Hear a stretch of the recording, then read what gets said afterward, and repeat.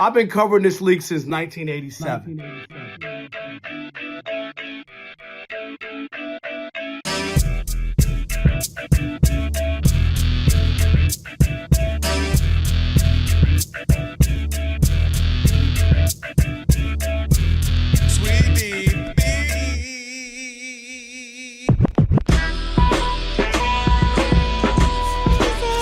Can this sports writer and this sports fan share a radio show without driving each other crazy? Now, live from the Fox Sports Radio studios, here's Fox Sports Radio's Odd Couple, Rob Parker and Kelvin Washington. Password.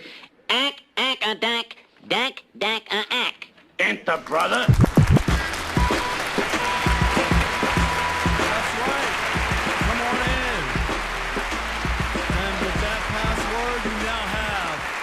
Full access to this very fine radio program for the next 3 hours. Not 2, not 3, not 4. Thank you, LeBron. Not 5.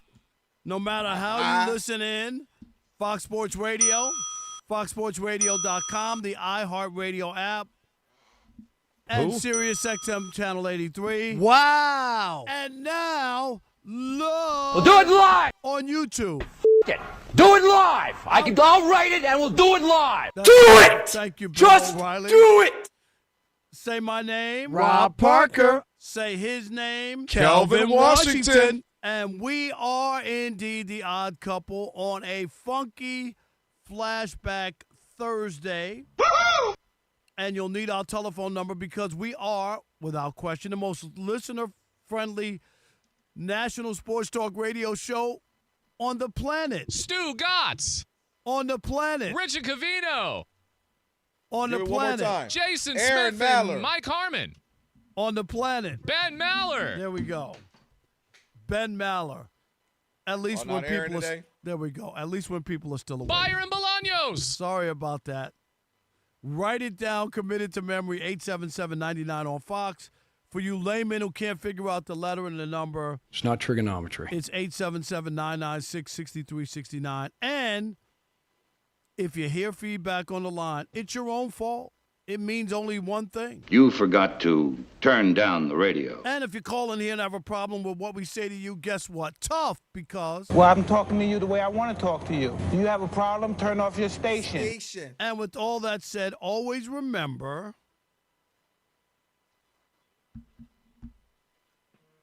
Sweetie Beanie, yeah. Yeah, no doubt about it. Let's go. Big show. Let me welcome in my co-host. He is... Kelvin Washington. Happy Funky Flashback Friday. We made it to the start of the weekend. Looking forward to the show, man. How you doing, brother? You good? All good.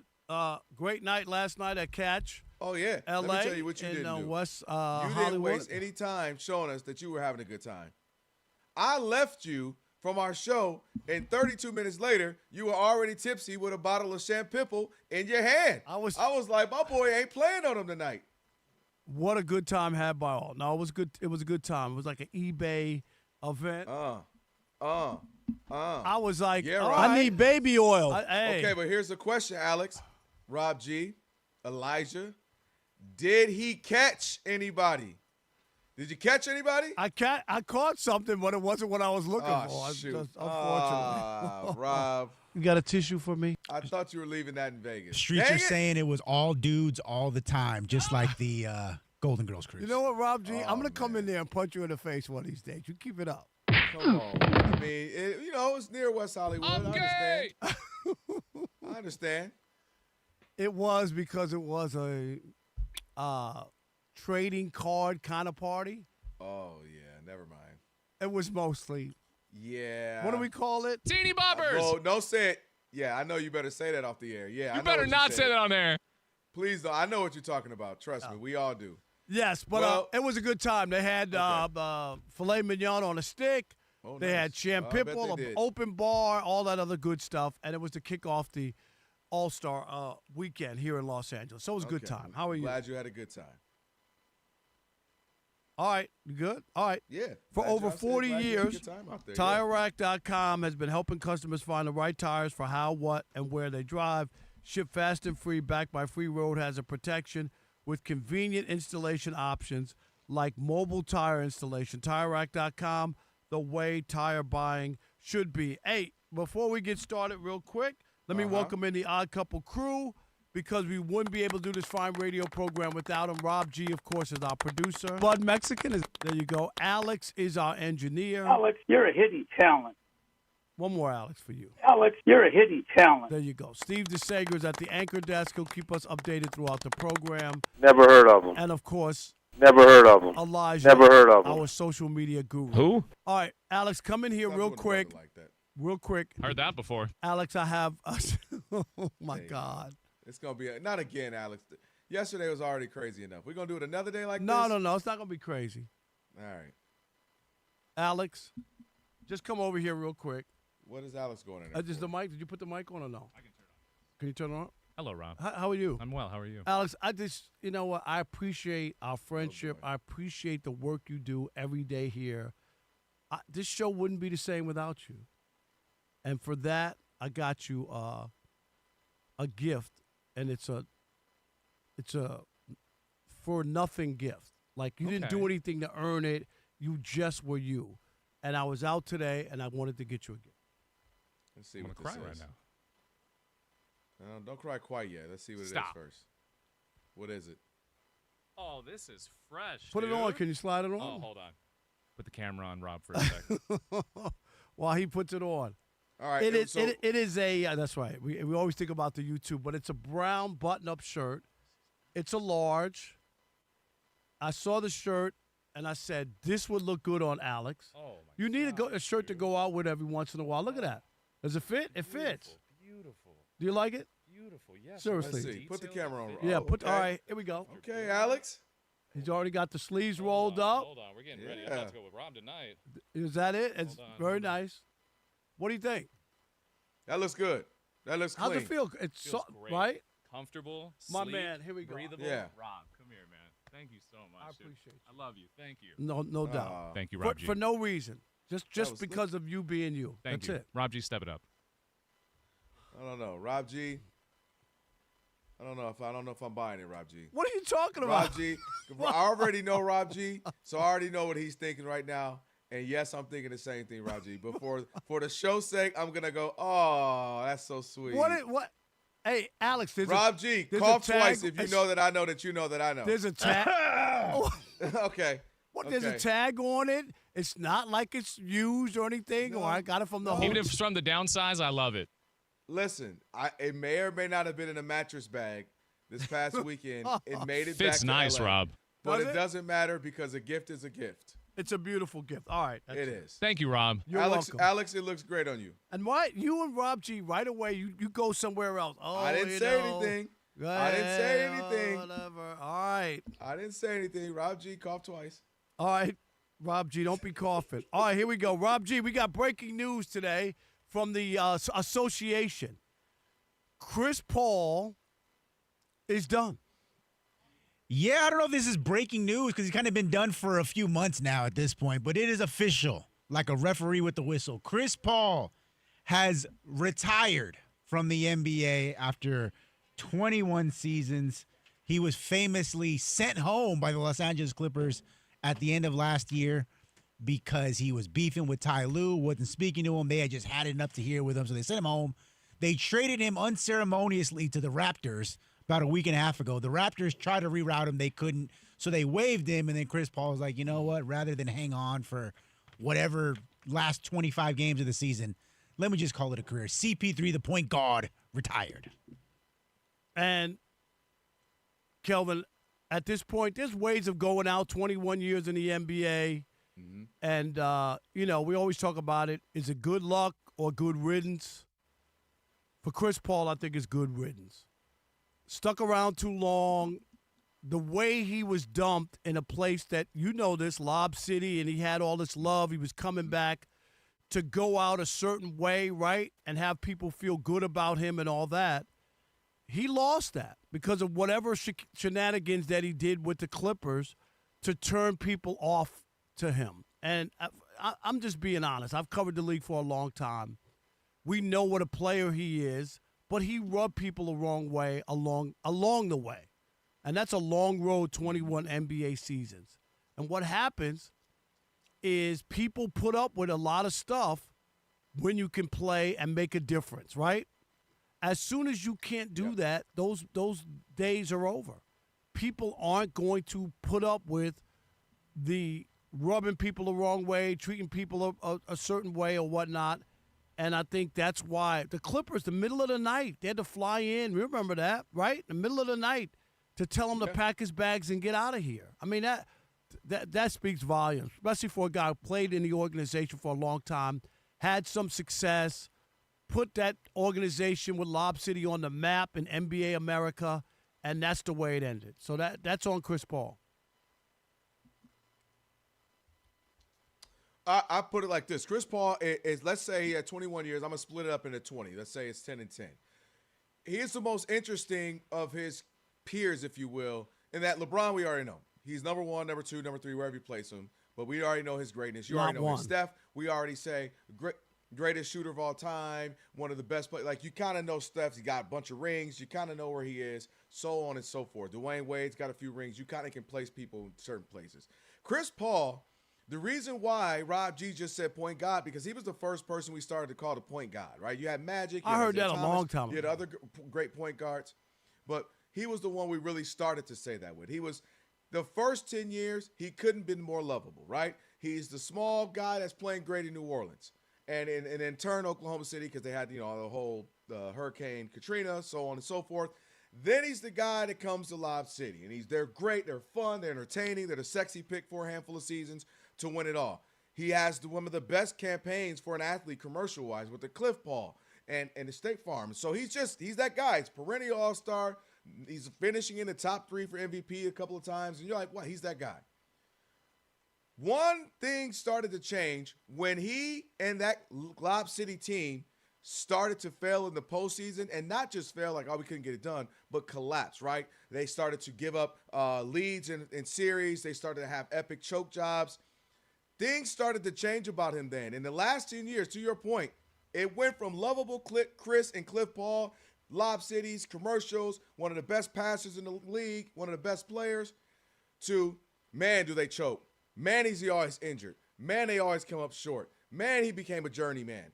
Dang, he's a dirty player. Man, he doesn't get along with his teammates. I wonder why he's always leaving these places. And it's just been interesting to see the two split. Like I said, if you go the first 10 or so years and the last 10 or so years of Chris Paul, it has been remarkable to witness, and he's been spectacular. He ranks number 2 all time in both assists and steals. He's the first player with 20,000 points, 10,000 assists, and he's just had a very decorated career. But for me, to see him go from just loved and respected and one of the right up there with his peers and the LeBrons, the D Wades, those guys, KDs, to now kind of becoming an afterthought has been shocking to me. He was one of my favorite players to watch. He always made teams better, but there always, to your point, would be some weird riff with teams, it seemed, at the end. Like, it would start off good, they'd win, they'd be successful, then it would end badly. So I think as time gets away, we'll be more reflective on his career and how great he was. But it is really odd to me, Rob. He's one of those just rare players where you can see the divide. And I also wonder, you cover the league. This was a big, huge thing. One of the great what would have beens of all time in the NBA, if David Stern okayed that trade, and as I've never seen before, him block a trade, and if he would have paired up and teamed up with Kobe, how that might have changed the trajectory of his career. Yeah, but you also got to remember the league owned the team at the time. That was the only asset that the team had. I know. I know. I mean, he didn't do it just to do it. But I'm just saying. But I mean, if I told you I'm giving you Pau Gasol, Hall of Famer, Lamar Odom, 6th Man of the Year, excuse me, you think you'd be all right with that. So it's just interesting how it all ended up for Chris Paul versus where it started. Good luck or good riddance. Where are you? Good luck. Excuse me. Good luck. All right. 877-99 on Fox. I just think the way it ended, remember, everybody was ready to crown Chris Paul when they were up 2-0 in the NBA Finals. The Suns and the Bucks, they never won another game.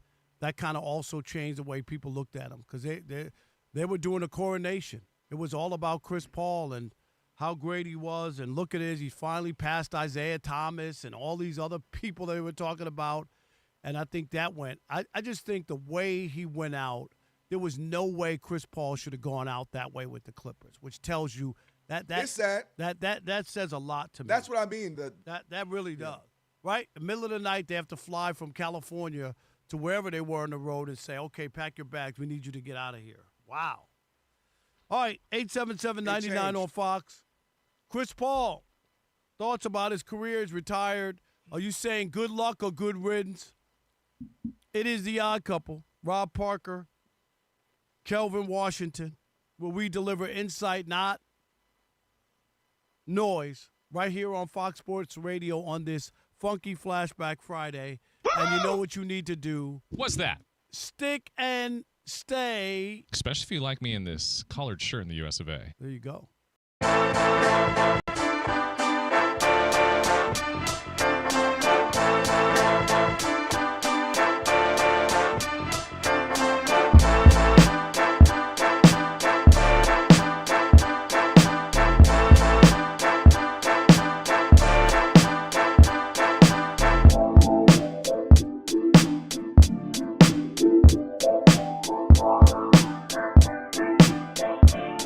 LeBron may have put his foot in his mouth once again. Take a listen. Playing 82 games in the 80s and 90s is not the same as playing 82 games in the 2020s.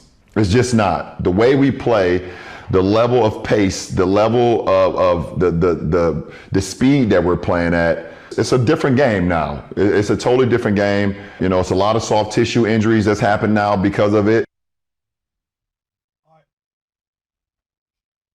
Straight, Boulder Dash, Poppycock. I mean, come on. Like LeBron, this is where people push away. You know, when you hear this and he's trying to justify and whatnot. We get the injuries and what's going on. People used to get injured there, and it was different defensively. But, Rob G., you did the research, right? Or you found out. You got them, too. I got the numbers. And the numbers just don't add up for LeBron, and that's the issue. And that's what we talk about. When you listen to these terrible podcasts and there's nobody there to push back and say, well, that's interesting, LeBron, because back in so-and-so, it's the same, and you're saying you're playing differently. What you got? Man, let me tell you. You're at because he is absolutely right what he said. It was that's why I want different. to talk to Rob G. Then. I got the numbers. No, I'm saying he's absolutely right, and that the 80s and 90s was way harder to play in. Way more difficult to play in. That's what I'm saying. All right. Yeah, because, listen, let's talk about the numbers. First of all, LeBron typically, he can be this, he can be polarizing, he can be passive-aggressive. One of the things he normally is very astute when it comes to basketball. His acumen, he knows he's a historian. That's one of the things I appreciate. How do you say that when he voted for Bronny for the All-Star game? Well, that's his son. You know what I mean? Nepotism, cronyism. Yes. You got to get that done. But, he usually is very well-studied, historically, knows the game. That's one of the things you can at least appreciate about him. This one, he's dead wrong in my opinion for multiple reasons. Number one. Are we recording this? The 80s was the absolute, to me, hybrid of the two. You got the fast pace, and he's talking about pacing. Let's talk about the pacing. In the 80s, it was the fastest. In fact, the only pace that they had was 1 year, 87 to 88, when they had a slower pace. They were at 99.6, which the current pace is at 99.6. After that, you're talking 100.6 to 102.1. Did he ever watch Showtime? Showtime. The Celtics, the Pistons, the 76ers with Dr. J, Houston with the Hakeem and Ralph Sampson. The Nuggets, they were going back in the day. The Nuggets would score 175 points on a regular basis. Yes. And watch Alex this. English and all those guys. Yes. Kiki Vanderway. Not only were they playing at a higher pace, what else would you see? Punches, clotheslines, and hard fouls. And they were physical. You come into the lane, guess what? You're going to get a two-piece and a biscuit. So they are playing at a faster pace, way more physical. They didn't have commercial airlines. They did not have the advanced medicine and nutrition that they have right now. They used to ride next to me on the plane. Literally. When I covered the NBA back then, NBA players sat next to me. We were on commercial flights. Yep. We took 6 a.m. flights out of every city. Mm-hmm. Like that was an NBA rule because back then you didn't come back home and get in your own bed. You would go on a road trip. Yep. And you would stay on the road and you would fly to the next city and we would be on those flights. Exactly. So the idea that, it's just so hard now. All y'all do is go 35 feet out and set pick and rolls. Now, if you want to talk about soft tissue issues and why guys are beat up and brutal, I tell you why, and I've been telling this since the duration of me on this show. It's that they only play basketball since they were 6.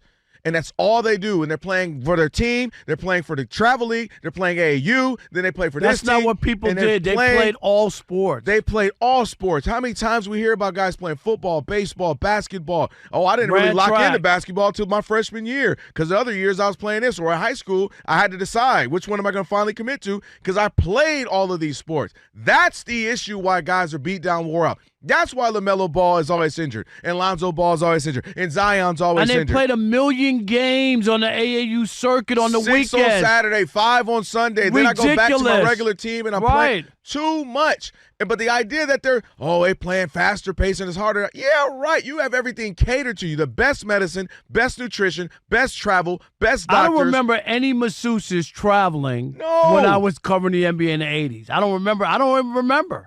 There was some fat guy in there rubbing you down after a game. That's about the best you got.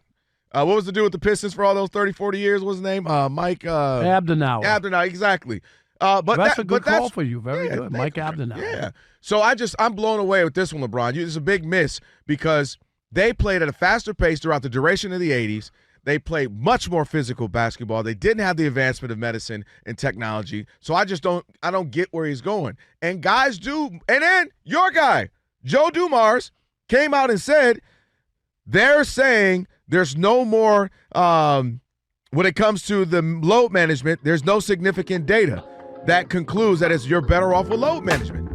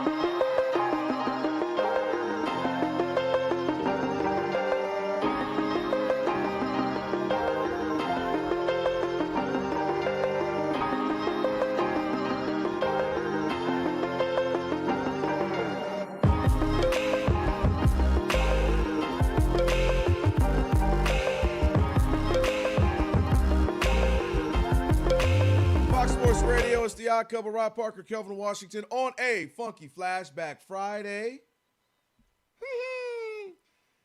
Still a whole lot left in the show, as you know. Coming up next hour, we will have Law Murray, who covers the Clippers and NBA at large for The Athletic, will join us. We'll talk some NBA All-Star and what's happening around the league with him.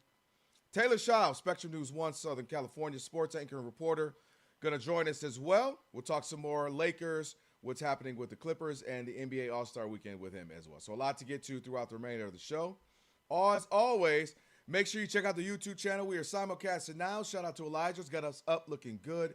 Odd Couple FSR, that's what you search to find us. Subscribe, like, share, thumbs up, all that good stuff.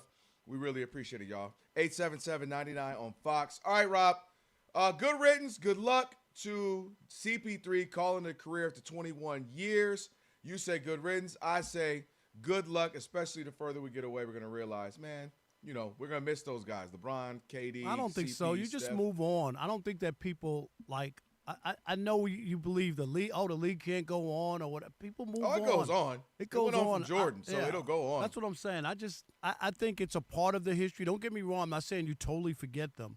But new people move in, new people move on. Howard Cosell used to be the greatest sportscaster in this country. Nobody mentions him unless you're talking about a history lesson about something. You know what I mean? And I think that the bad part about Chris Paul is just the way it ended. I'm dead serious. When you think when you think about the Clippers having to come on the road and get on a plane to come tell him to come home? What? I don't think he was ever able, Rob, to change that little bit of him, right? That grinds so hard on teams, and it's hard and it's abrasive, and it's if you don't you see the game as I see it, don't you see how this is how? And I think that little all starts off. I bet you good if somebody could tell him to do it all over again, he might. You know what I mean? Because it's a weird thing. It's that same chip that got him there because he's 6'0", and it's probably that same grit and thing that got him there. It's the same thing that probably wore down teammates and teams. All right, Jack in Vermont. You're on the Odd Couple Fox Sports Radio. What's up, Jack? How are you?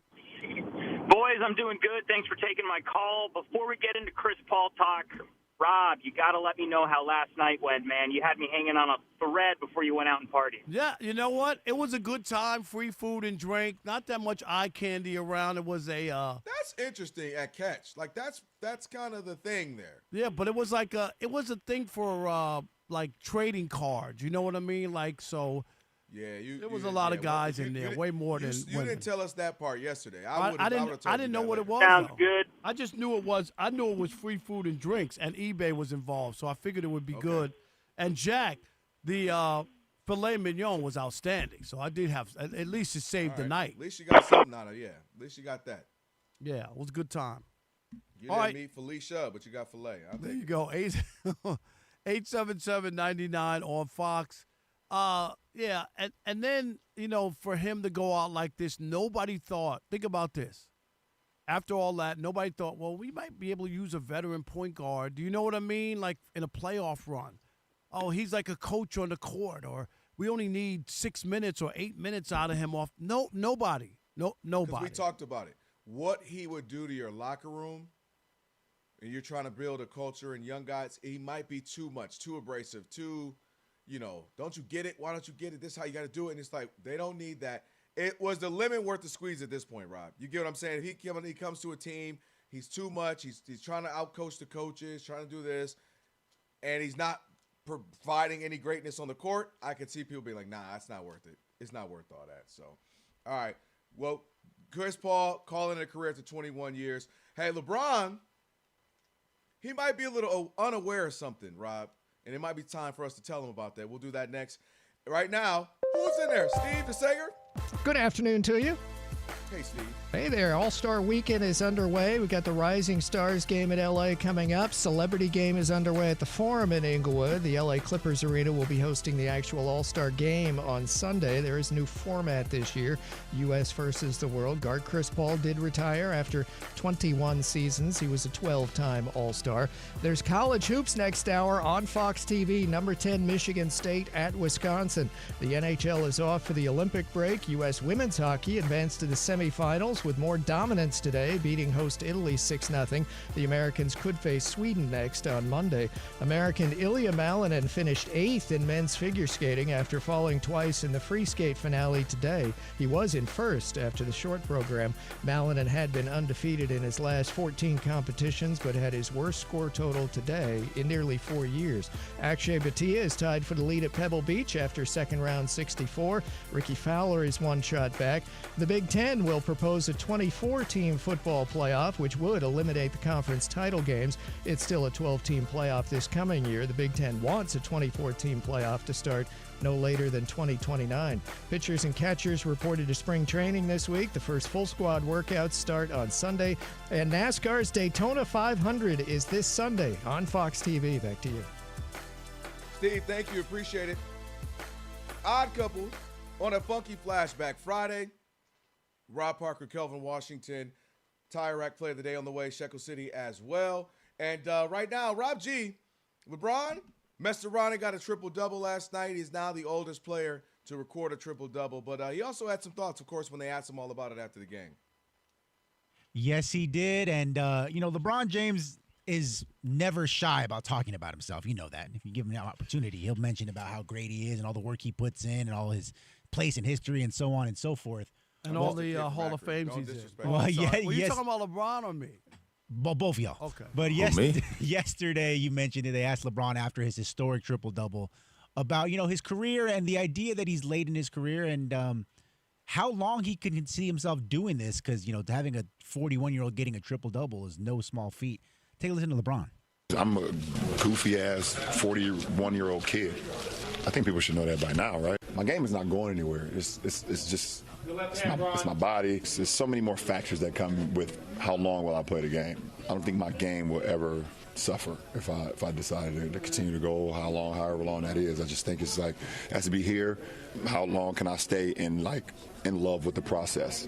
Because that's always been my thing. If I can't continue to stay in love with the process, then if this goes, then my body's gonna go. And once my body goes, then it's a wrap. Then the love goes, and then the fun and all that stuff goes. So that's what it is. It's not like, my game is deteriorating or whatever the case may be. Go ahead, LeBron. Go ahead, LeBron guy. Yeah, I think his game is deteriorating, but that's okay. Like, I don't think that's a slight on him. I don't think it's a knock to say that his game is deteriorating. And specifically in sports, as you age, your game deteriorates. And what I think he's also not equating is your physical body. He's like, oh, well, physically, that's a massive part of your game, right? If you can't blow by, and LeBron is, he's still really good, and that's a credit to his talent and where he places in the all-time rankings, but his physical ability is deteriorating, which ultimately affects his game, Rob. Like, he can't play big minutes like he used to. He can't play defense. He hasn't played defense in years, and that's a part of his game because at one point, remember, he was in the running for Defensive Player of the Year. It would be nice if somebody said to him while he was doing all that chest beating, what about on a defensive end? Has your game not changed at all? Like, right, and that's exactly, and that's a part of your game, and that I can't depend on you for. But now you have, he has periods. Okay, for 3-4 possessions I can lock in. But LeBron, historically, if he's played 23 years, for the first 15, I can depend on him on both sides of the ball. Also, back-to-backs, Rob, that's a part of it. Like he has to not play back-to-backs or has to take nights off. That's a part of your game deteriorating and your physical because you can't do certain things you were used to. But those are those questions that could have been asked, or at least, like, I wasn't there. I didn't hear all the interviewing, but those are the things that it's okay to say that, or you think so. But if you ask him to dig a little bit deeper, that's all. It's not I'm not challenging you or telling you you're a liar or anything. I'm just asking you. Defensively, you think your game hasn't changed at all? Or is it different? You don't play back-to-backs all the time. Is that a part of why you're still able to do this? And if you were playing a regular schedule, right, with back-to-backs and playing every night like you used to, would that be different for you? Like there's a lot of things afforded. And the other part is all the European players have all said it's easy to score in the NBA. Am I right? They also, because it's an adjustment from them. They come here and they're like, this is easy. easy. The physicality in European basketball is crazy. It's like brutal. The rules, what they allow, the way you can tip shots off the ball during FIBA and all that. Like, there's a lot of stuff that makes it more challenging. So, yeah, I get what he's saying, that on a random night, on a Tuesday night in the NBA, even with Luka on the court, there are nights LeBron could be the best player, depending on no matter the two teams that are playing. Because LeBron is he's still that good. And also the current NBA has changed. Because if he had back in the day the KGs and the defenders, the Rodmans, or the guys who would be Tayshaun Princes of the world, like, it would make it a lot harder on them. But this current NBA, where guys are coming in so young regularly, one and dones, that you can take advantage of them because they don't quite know the game. The rules are called differently. It's spaced out differently.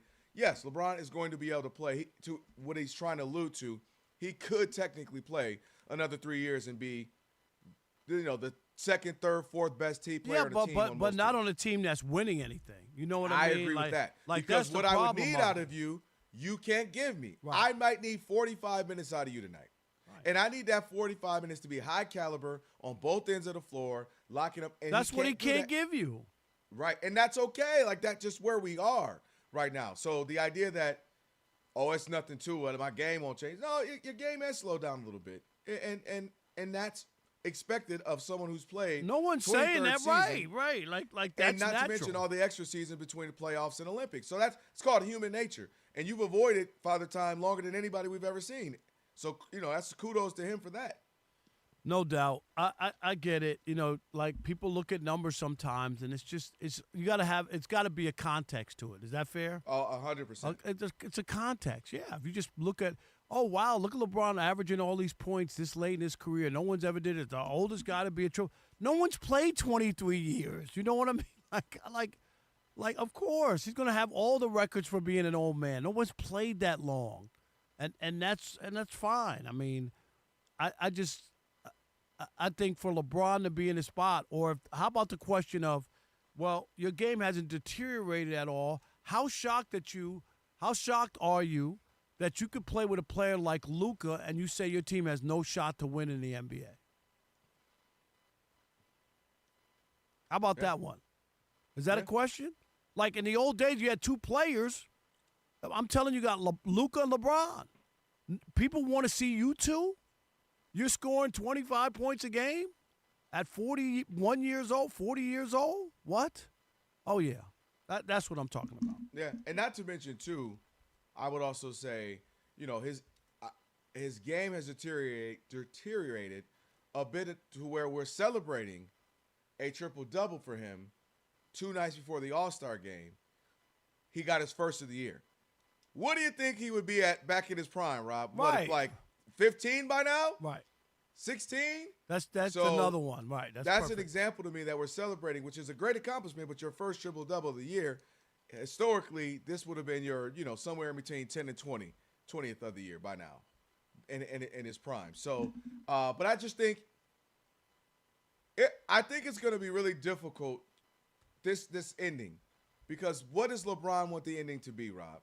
Does he want it to be where on my terms, meaning, all right, you all celebrate me, you give me the farewell, which if that's what he wanted, the league wants to do it, hey, okay, 23 years. Well, he's got a patch only he's wearing. None of it makes any sense. All of that? I know he wants to give up smoking, but I just don't understand why it's on his uniform. Stupid. You're so stupid.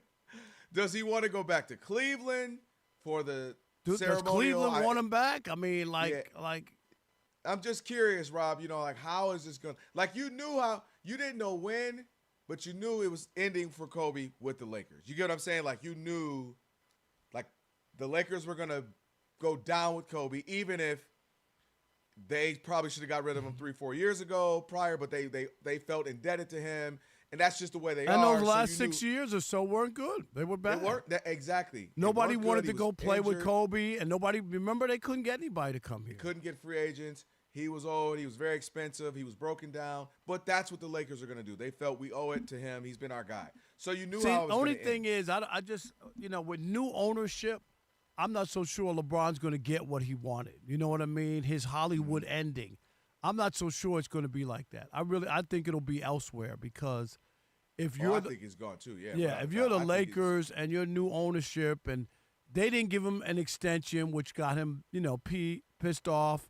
Yep. Right? I mean, if he was like, oh, you're going to stay here as long as you want, he would have gotten the extension, whatever. And this is really where they're like, nah, we're not giving you an extension. We got new ownership. This is a shrewd new ownership.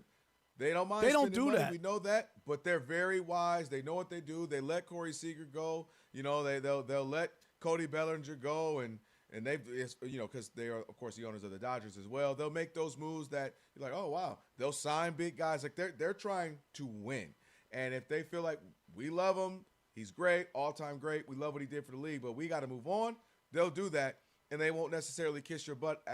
We don't owe you that. We're new. You know, we're not Genie and made these deals with you. So it's going to be really interesting, Rob. Does he go out one more splash with New York? Like I always wanted to play with the Knicks. I'm going to try it with the Knicks. Or, you know what I mean?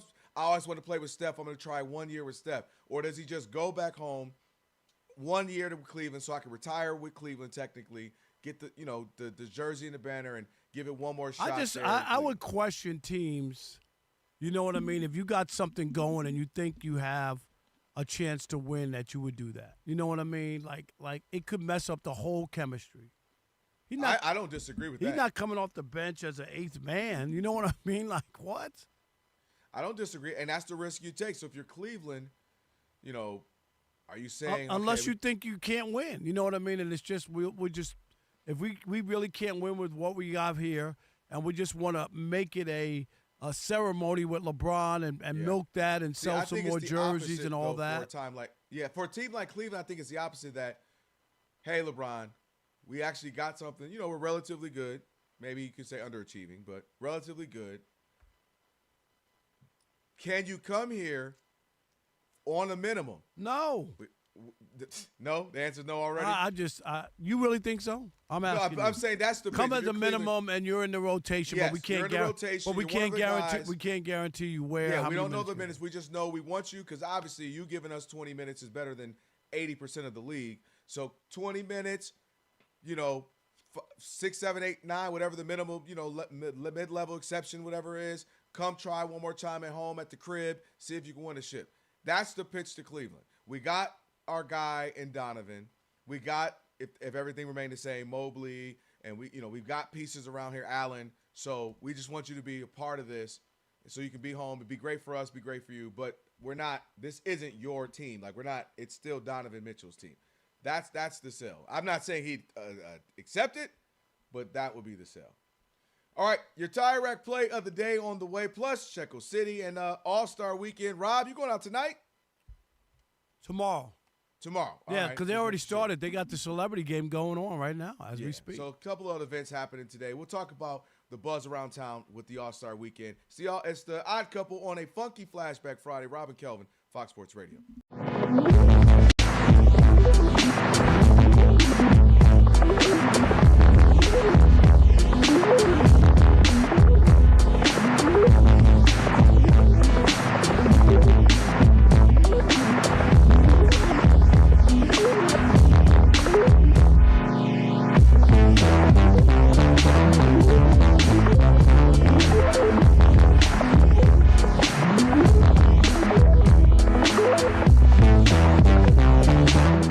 Everything, but we got a special guest here with us, Christian McCaffrey, the running back from the San Francisco 49ers, who was supposed to be here for the Super Bowl. Christian, you know that. He didn't smile. He was like, he knows. He didn't smile. He was like, yeah, I know. Why'd you bring that back up? But I do want to say congratulations, comeback player of the year in the NFL. Congrats, Mazel Tov. Thanks for joining us. Thank you, guys. Thank you. Appreciate you having me. No, appreciate it, man. Let's talk about comeback player of the year for you. We know how much you mean to your team, how much, we talk about usage rate. They use it so much, receiver, running, all types of stuff. What's it feel like to be back out there? And I want to ask you, in a season where so many guys were nicked up and banged up, but you guys made the most of it as far as you could get. Obviously, you would love to have been here, but. Yeah, it's a weird year. Anytime you lose so many key guys like that, it can be really tough. And I've seen it decimate teams. I've seen it, kind of be a throw in the towel kind of year. That wasn't the case for us. We had, I think it's a testament to the coaches, to the culture, the leaders on the team, to, when stuff like that happens, to watch the depth step up in such big ways as they did. Rookies step up in massive ways. Guys that we traded for mid-season, guys who showed up week 4, week 15. I think everybody was bought into the same standard, and that's what made it really fun. Obviously, as you said, it didn't end the way we wanted to, but it's a season that I'll always be proud to be a part of because of the guys in that locker room. Yeah, you guys had a chance of playing all the games here, and then the Super Bowl obviously being here in your home park and whatnot. But as far as your career, battling through injuries and all kinds of stuff, and still being able to be productive and do what you've been able to do, how tough is that? Do you ever say, my goodness, how great would it be if I could just play football and not be nicked up as much as you have been? Yeah, look, nobody wants to get hurt. That's something that is part of the game, though. I've never talked to a guy that plays in the NFL that hasn't dealt with some sort of adversity, whether it be injury, whether it be stuff in their personal life. That's life, and I think that's definitely it puts an exclamation on it in football. It kind of heightens all those senses. But I feel so grateful for everything I've been through, the peaks, the valleys.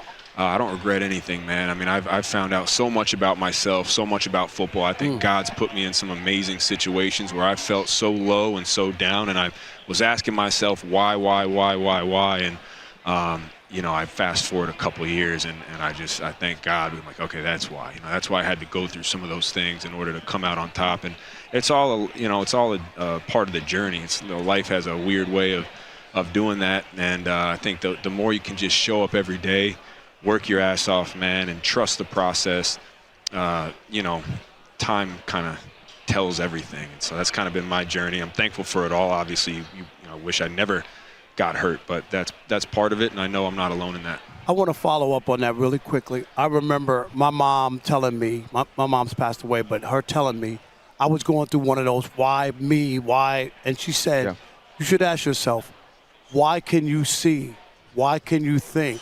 Why can you breathe? Why can't, all these things. She said, those are the whys you should be asking you because everybody doesn't have that. That's true. And it changed my life. It really, really did. So that connected with me. Yep, no doubt. Yep, No doubt. Christian McCaffrey here on behalf of Visa with the odd couple, Rob and Kelvin. I've had a visa problem. Mine got declined a couple times. Can you help me, Christian? Is that a visa problem? Yeah, that's all those bets. That's a Rob problem. Right? That's a Rob problem. Bets and those shoes he's bought since we've been here. Let me ask you this. Just, Rob just gave you the lesson. I've had similar lessons as well. What about you having a father who played the game?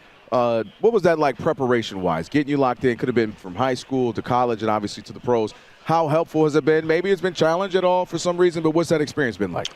It's been incredible, man. I think, I'm a dad now, and being a dad, I have a newfound respect for both my dad and my mom, the way we grew up. I have 3 brothers, and from a preparation standpoint, man, it's, things change over time, the way training is, the way, food, all that stuff. Right. Things are constantly changing, but the thing that I learned so much from my dad was, how to fight for every little percent that you can get an advantage. And that's something that's true to this day. And he really, that's how he was in his career. He played 13 years. He, won 3 Super Bowls and did so many great things. That's a long time in the NFL. Right? Long time, man. Long time. And, he maximized so much. And he showed us, he showed us the ropes from a young age on, not just how to do things, but how to think about things. It was almost, the old saying, you can lead a horse to water, but you can't teach him how to drink. Right. I felt like he taught us how to drink, and he taught us how to by the way, that's not the saying, is it? It's fish? Something with... No, you can. No, you got it right. Like I just butchered it, but that's another one. It made sense, but you know what I mean. No, you got it was bars. It was still bars. It was still bars. No, but I think he, that was some of the stuff that he taught us, and the world's evolving, football's evolving, training's evolving, all these other things are evolving, but, point is can you find every little way to make yourself that much better so that you can maximize your potential?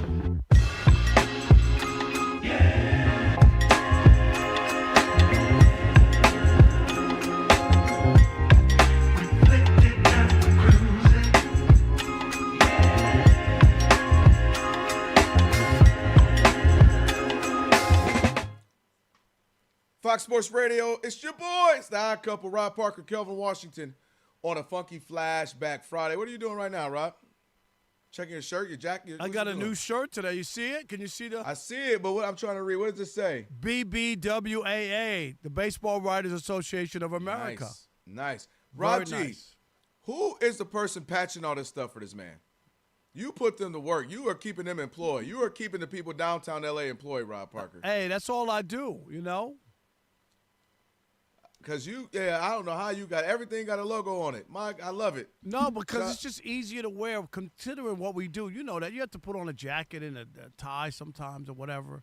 And then you come here. I don't want to be like a total bum or whatever, but I feel like I should have on something comfortable to do the show with. Yeah. Oh, I'm not mad at that. I'm saying you be getting it. You gonna get what you gonna do. You gonna get a logo on it. That's for sure. Oh yeah, without a doubt. All right. Hey, on the way, like I said, next hour, man. Looking forward to having some more NBA conversations. We got a couple of guests coming up throughout the show. We've got Law Murray going to cover the NBA. He covers the Clippers for us. There's some big stories going on with the Clippers and Kawhi. We'll talk about that with him. And then again, our last hour, we got Taylor Schaub, Spectrum News 1, going to join us. He's been covering the Clippers and the Lakers and NBA All-Star Weekend action as well. It is now time for your Tire Rack Play of the Day. Shake and bake. James flings it up. It's good, and a foul. Bench loves it. Chance at a three-point play for LeBron, who has already cracked double digits. Prime Video there on the call. That was your Tire Rack Play of the Day. Yay. The Play of the Day was brought to you by Tire Rack. For over 40 years, Tire Rack has been helping customers find the right tires for how, for what, and for where they drive. Ship fast and free.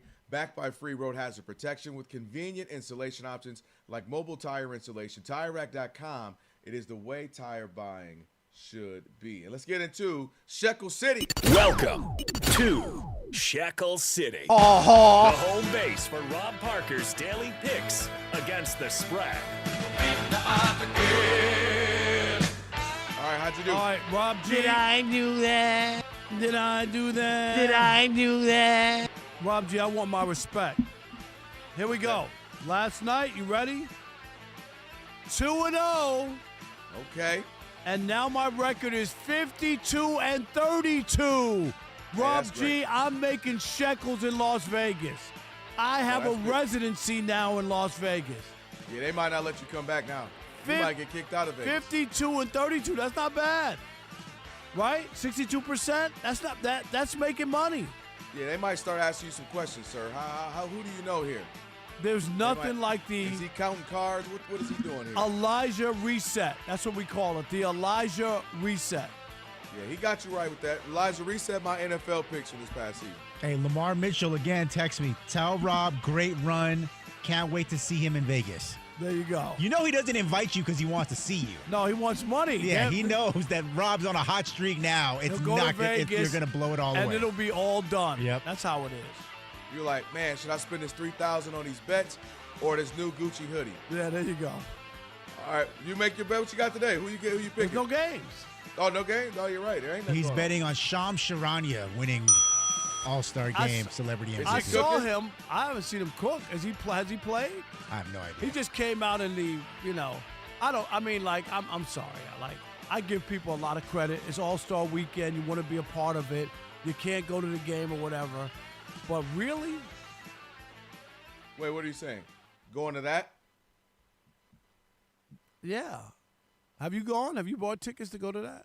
No, I'm not going. To Rob G, you interested? No. Celebrity game? But I have another beef with this game. Okay. My biggest beef, and is the biggest guy in the court. What is Taco Fall doing there? I don't understand. Like, that not either. only is he, I guess, retired now, professional basketball player, but he's a foot and a half taller than everybody else on the court. Why is he playing Like, in a what's celebrity fun about game? that? He's a Yeah. former pro athlete. Well, Right? they usually have. They have had other. Yeah, pro but athletes, I don't need a pro basketball player. Like, Keenan Allen's out there. I'm fine with Well, Keenan no, Allen. I'm saying they right? had But- pro. I thought they had pro hoopers before. Like, Yeah, but I don't seen need to Robert see 'em. Horry out there. I don't need to see Not 'em. an 8'9" guy. No. I mean, Yeah. come on. That's just so unfair to these other people just playing a little pickup or whatever. No, I agree. I don't disagree. Like, I don't with need that. to see Glorilla trying to drive the paint against Taco Fall, and he sticks his hand up and catches it. Like, that's not. Alex, you slipping. You supposed to hit that Glorilla when he said it. And Taco Falls has like 40 blocks in the game. Oh, I can imagine. It's just- Glorilla is like what, 5'2"? He's like On a good 9'2". day. Yeah. Okay, I just put it on my. Okay, yeah, that's out of line. He's massive. That doesn't even look right. And he's a point guard now, too. Look, he's bringing the ball up, all that. I don't know. All right. Well, Yeah, I'm hoping that it's going to be something. This isn't, though, Rob G. Am I right? This isn't at Intuit Dome. It's like That's at the Forum. At the Forum, right? Yeah, he just dunked on everybody too. Wow, come on now. He shouldn't be playing. What are they doing? Yeah, kind of That's crazy. Yeah, he's 9'9". Well, I will say this. He's number 99. He's 9'9". The last couple, it's amazing. We had so little buzz on the Super Bowl. Yeah, we did. No buzz on this. It's just, and Rob G and I talked about it a little bit earlier, pre-show, and it's not like there have been buzzes about other things in sports, right? Last year, I know Mahomes and trying to three-peat and. Yeah. And other things like that. But this year's been really, really weird with so little buzz. And this is 2 weeks in a row, right? 10 days. To the culture, in my opinion, Rob. It used to be connected to the culture. Like NBA and hip-hop was at its peak and its bag. And I thought it used to be called the Black Super Bowl, the NBA All-Star Weekend. Black Mardi Gras. And it used to just be so much of the culture together and intertwined, and that is like you had to be there in sports and media and entertainment. And it's just not quite there anymore. And I'm telling you, these daggone devices that we're on, everything else is at your disposal. You get it right here. So it's like, I don't need that. The urgency and everything is gone, Rob. No more urgency. We are Fox Sports.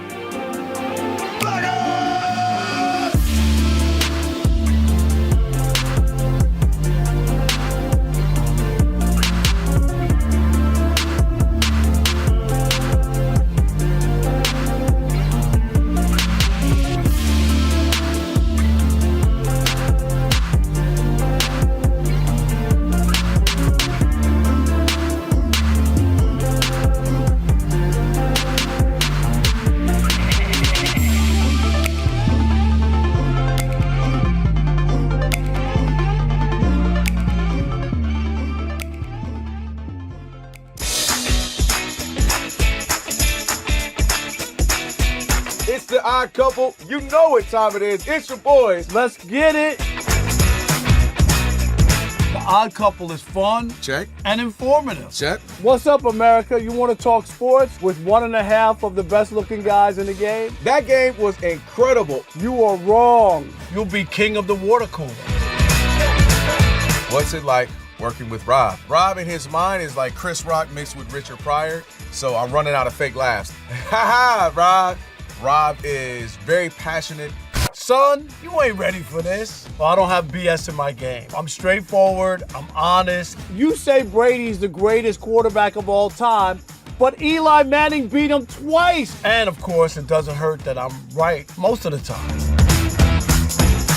Kelvin is the nice guy, wants to make everybody feel warm and fuzzy. You done? Let me tell you the truth. I bring the energy, a youthful energy. Rob's not gonna see this, is he? And I bring an honest opinion. Michael Jordan, I can't take it anymore. I need a break. I'm gonna go play baseball. Trash Talking Tuesday is the best. It's a great opportunity for folks to call in and they get to trash whomever. Who you trashing, Roger? I'm trashing LeBron James and Michael Jordan. Oh, okay. They can't even hold Wilt Chamberlain's shoes. Stop talking about the king like that. It's a new era. Let LeBron be the best, please. I only recognize one king in the United States, and that's Burger King. The connection with the Odd Couple audience is incredible. We really invite them in. And they can relate, whether it be things about our own personal lives or our takes on sports. Love you guys. You guys are killing it. Hey, we appreciate you. Thank you for rocking with your boys. They feel like it's just my guys, just my friends, and they join right in on the show. We talk with the listeners, not at them. Obviously, you can listen to us live, but you can still check out the podcast. You can check out our YouTube. You can check us out on social media. So in any way you want to get it, you can get it. Yes. There's some yelling. It is some hot takes. It's a whole lot of fun. I'll give you that. It is fun. I agree. Begrudgingly. The Odd Couple. Sports talk that's too good and too fun.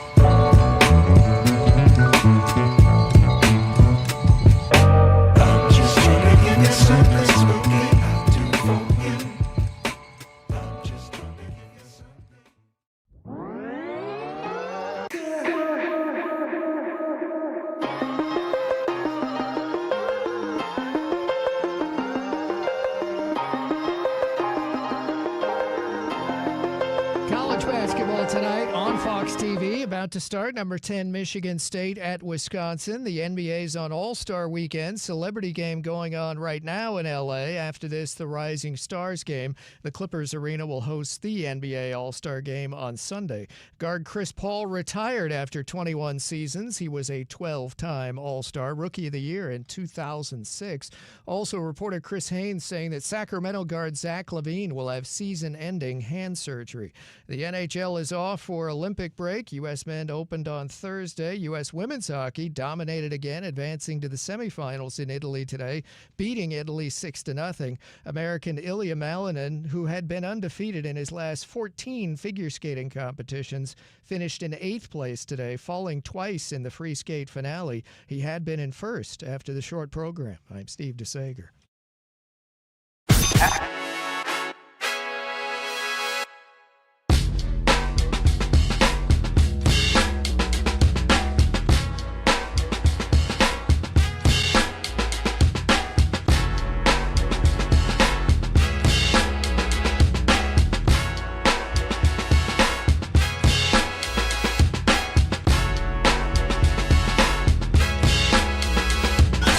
Can this sports writer and this sports fan share a radio show without driving each other crazy? Now, live from the Fox Sports Radio studios, here's Fox Sports Radio's Odd Couple, Rob Parker and Kelvin Washington.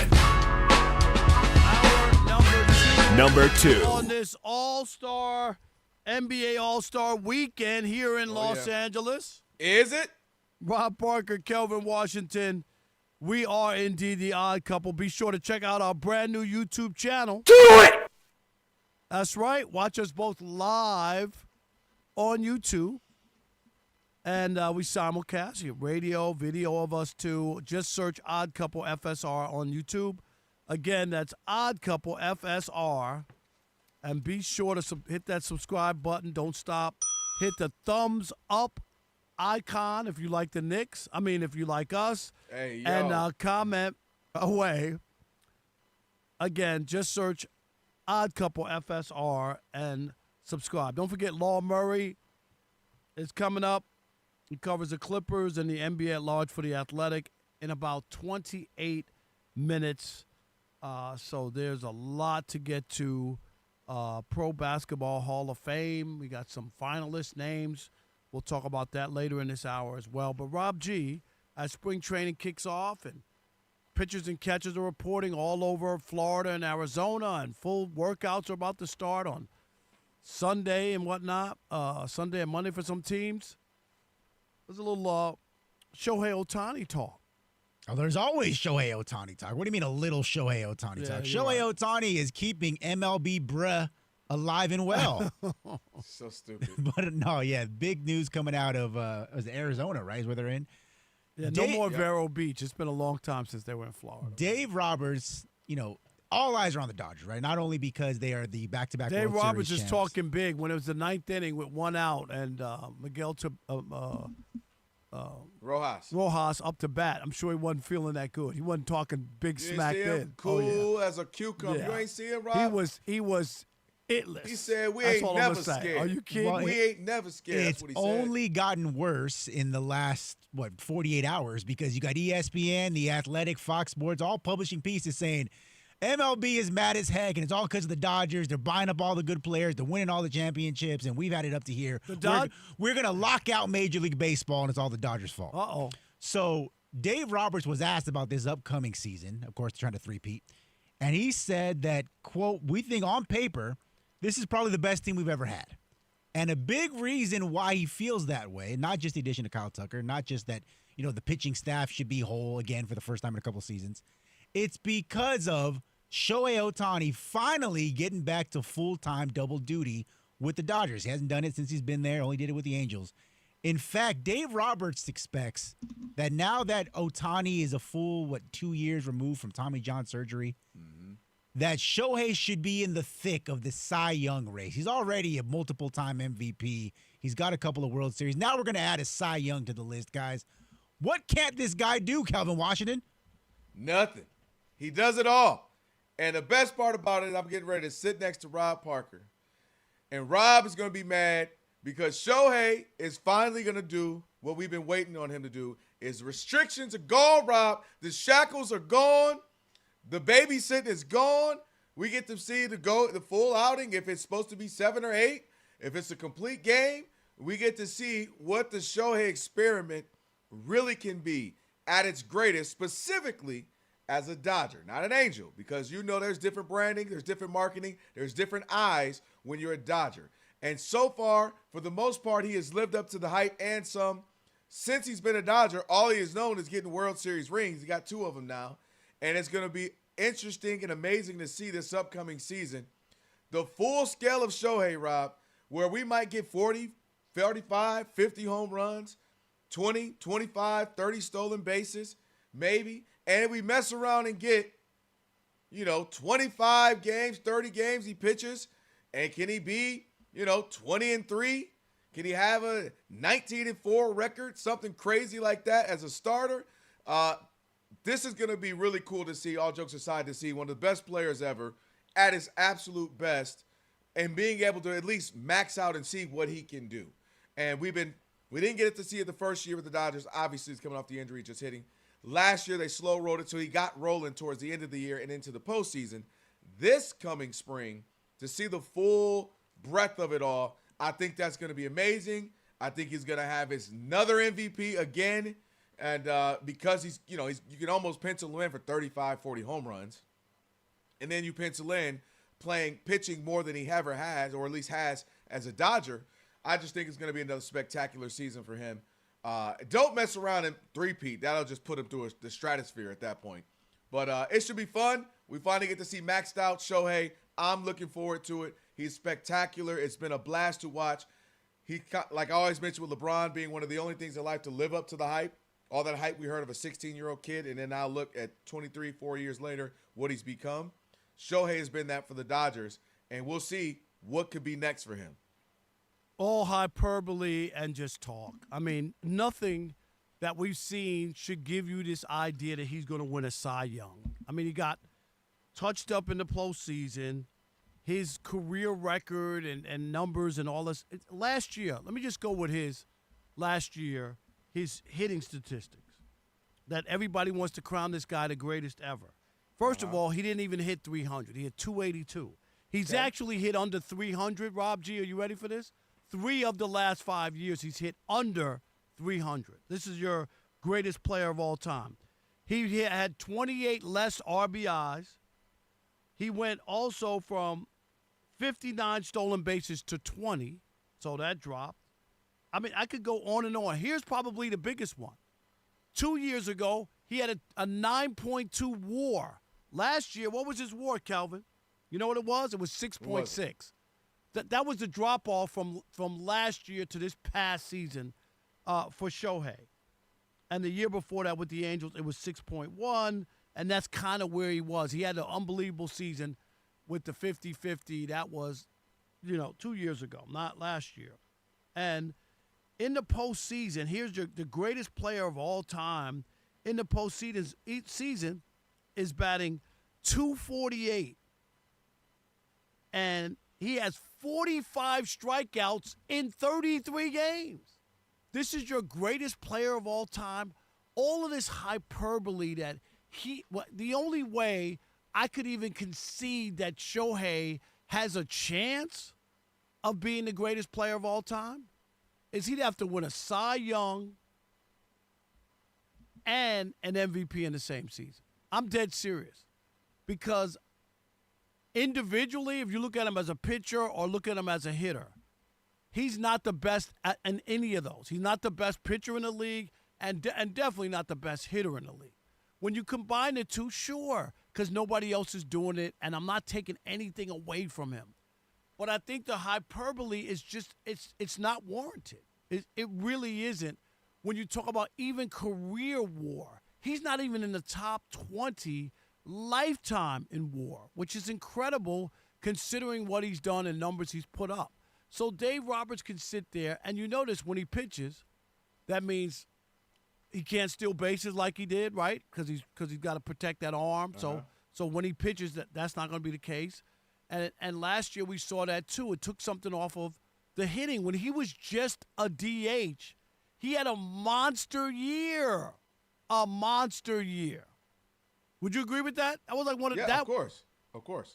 So him pitching, and I get it, in the postseason in his career, he's 2-1.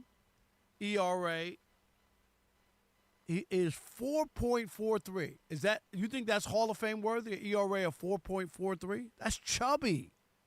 That's chubby in the postseason in 21 third innings pitch. So all I'm saying, for all of the pomp and pomp and circumstance. For all of that, he's a tremendous. He's a star, somebody you want to watch. He's a unicorn. I hate using that term all the time. But this talk about crowning a guy who's played 7 or 8 years, when you have players like Hank Aaron and Willie played 23, 24 seasons and put up an astronomical numbers, astronomical lifetime. I think I hear you, and those guys are. Hank Aaron, I can't. Willie Mays.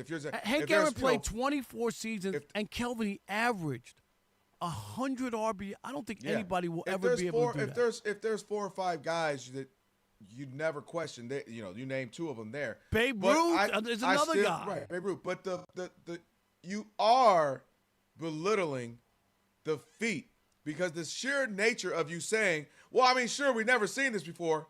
Is the point, Rob? No. We've never seen this before at this scale. It's at this scale, and that's what I'm saying. But is he the best? Is he the best hitter in baseball? He doesn't have to. No, be. I'm just asking you a simple. But I'm answering you. No. Okay. Is he that's not what makes him spectacular. Is he the best pitcher in the game? He's not. He's not the best of any singular thing. And I get the dual threat. If he was the best hitter and a pitcher who could win a Cy Young or was in that, he hasn't been in that conversation, I would look at it differently. He's not that. That's what I'm saying. He's not. He's not the greatest pitcher. If he was the greatest pitcher and a hell of a hitter as well, then I could give you maybe an argument that he's one of the two. Rob, he's not one of the two. He's one of the best hitters in baseball. That's undisputed. He's not the best pitcher. I said he's one of the best hitters. That's not even a question. And he's been one of the better pitchers.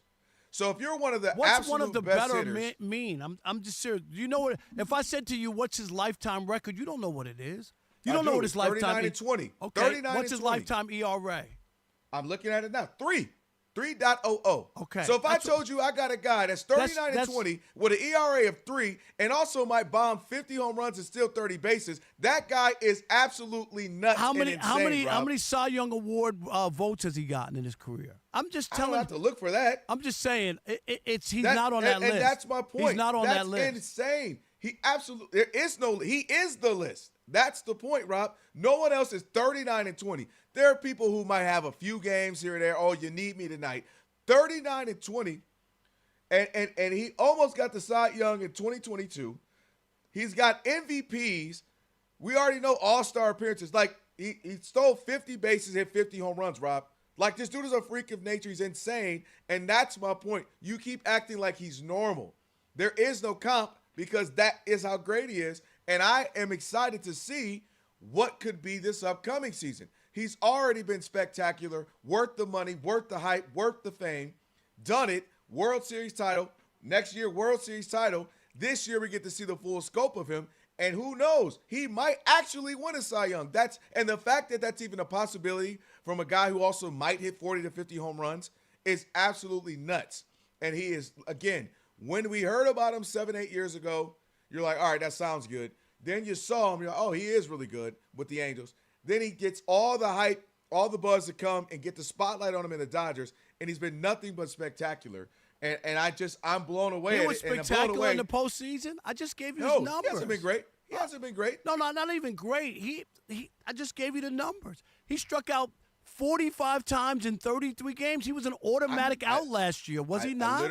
In the postseason? He absolutely did the Dodgers win like the 2 World Series?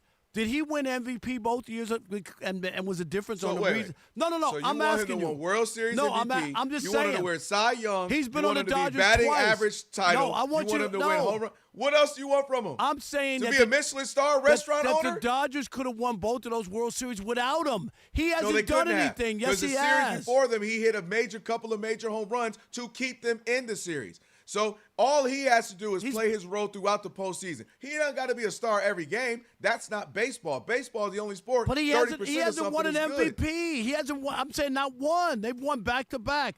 Look at his numbers in the postseason. Rob, they're not 4 good. MVPs. He's batting .248. So you want him to have 4 MVPs, 2 World Series MVPs, 4, 5, 6 Cy Youngs. What? Do you want him to be sculpted from God? He is. What is he? The reincarnation of Zeus? The man got 4 MVPs. He's been a Cy Young, almost won the Cy Young. He's been All-Stars. Even the ones that he won with the ones champ. that he won with the Angels, he didn't play in a meaningful game in any of those years. They were out of the play. They were out of playoff run in April, May. Don't do that with baseball, Rob. I'm you just already saying. know baseball is the one sport. Mike Trout was one of the all-time greats. He ain't playing a meaningful game. That's what they said until Mike Trout wasn't. And so baseball is a completely different sport like that. You know that. All right, so 877. I'm looking forward to this season, what he can do this season, and see if he can continue to add to the lure, which will be incredible if he does anything even remotely better than we've already seen. 877-99 on Fox, 877-996-6369. Is this the year Shohei Ohtani cements himself as the greatest player in MLB history? It's just a crazy question. It is Rob Parker, Kelvin Washington. We're the Odd Couple, where we deliver insight, not just noise, here on Fox Sports Radio. And you know what you need to do. Stick and stay. For more Ohtani-san in the US of A. I like to be educated, but I'm so frustrated. Hello to my loneliness. I guess that ignorance is bliss. Take me back to before the new. Rewind, take it out of cue. Innocence can be a young man's game. Signed up for the Hall of Shame. I wish I knew how much I miss. And everybody's talking about, like, hey, how are we going to fix the All-Star game, this new form? What are we going to do? And ultimately, what it seems to come down to is if guys just play hard, we'll have a great All-Star game experience. Well, Kevin Durant was asked about that last night, and he seemed to take it kind of personally. Take a listen. I saw you saw the rosters were revealed and said you're on that old heads team. Do you think the old heads will compete and try to win the whole tournament here? You should ask the Europeans if the world team if they're going to compete. I mean, because we look at Luka Doncic and Nikola Jokic now. Let's go back and look at what they do in the All-Star game. Is that competition? So we haven't questioned what they've been doing, but we're going to question the old heads and the Americans. But these two dudes out there, Luka and Jokic, they don't care about the game at all. These dudes be laying on the floor, they shoot from half court, but you got to worry about the old heads playing hard. I can read between the lines, bro. Yeah, and you could read between the lines and you'd be wrong, because guess what? What? Even before those guys showed up and became what you call, this has stopped a long time ago. This didn't stop since Luka and the Joker showed up. You guys have stopped playing way before that. You really have. Mm-hmm. When LeBron checked out of this, you know what I mean? And people follow the leader. He's the face of the NBA. When he checked out of this, a lot of players checked out. They didn't want to compete. You talked about it yesterday. When Kobe picked up LeBron at half court. Right? Mm-hmm. And LeBron immediately gave up the ball and was like, I want no part of this. Dude. That was strange.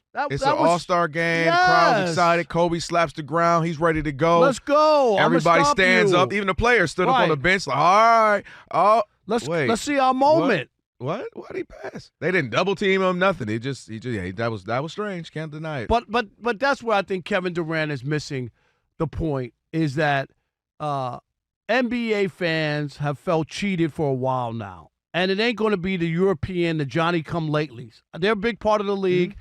I get what Kevin Durant's saying.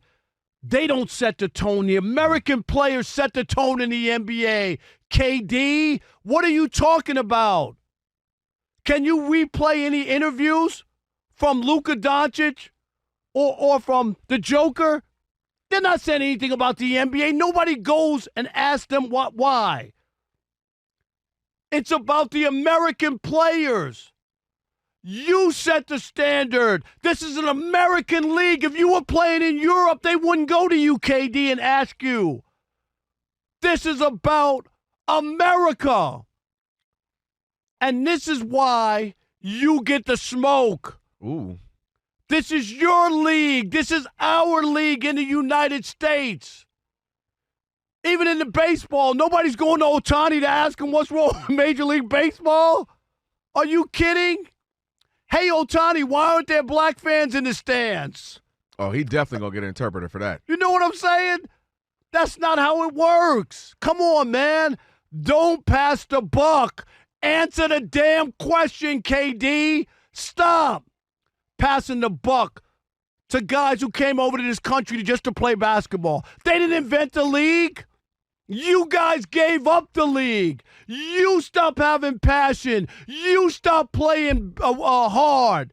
You gave up the MVP. We haven't had an MVP, an American MVP, since the Louisiana Purchase. You got the nerve to want to pass the buck. Own it if you want to do it. Tell the fans, blank you, we don't care about you. Because that's the message that the fans got. They're not running to Luka or going to run to the Joker and say, what about you guys from Europe? How come you're not playing hard? Because when you checked out KD and all of your contemporaries, that's when the rest of the league checked out. If you took the game seriously, you think the Joker and Luka would get out on the court and not play? That's the part right there, Rob. That's the part. I agree. If you watch Luka, Luka looks lazy as ever out there. We all know Joker would rather be with his horses. However, there are 24 guys, give or take, in an all-star game. And if the other 22 were going hard, if the other 22 were playing at top, three-quarters effort, absolutely they would fall in line. Or you know what they would do? Coach, I ain't gonna lie. I just think just keep me out. And they wouldn't be on the floor. So absolutely they can set the tone. And a couple of things, too.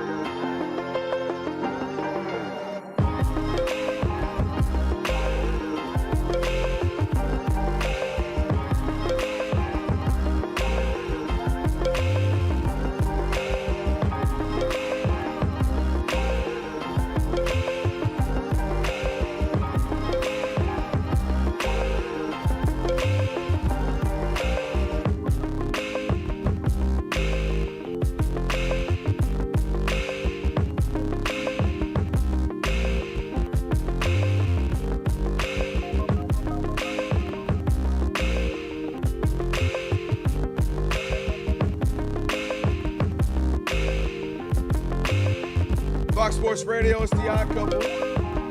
Rob Parker, Kelvin Washington on a funky flashback Friday. Coming up, we'll have Law Murray joining the show here in just a little bit. Looking forward to talking to him, talking about the Clippers, what's going on with Kawhi. We'll touch on all of that and the NBA All-Star Weekend. And right now, don't forget, with the iHeartRadio app, you can stream us wherever you happen to be. Catch us in all your Fox Sports Radio shows live 24/7. And the new and improved iHeartRadio app, just search Fox Sports Radio in the app to stream us live all day, every day. And be sure to select Fox Sports Radio as one of your presets in the iHeartRadio app. Always pop up at the top of your screen, so go check that out. 877-99 on Fox. Talking about Shohei, is there a ceiling? Can he be the best player ever?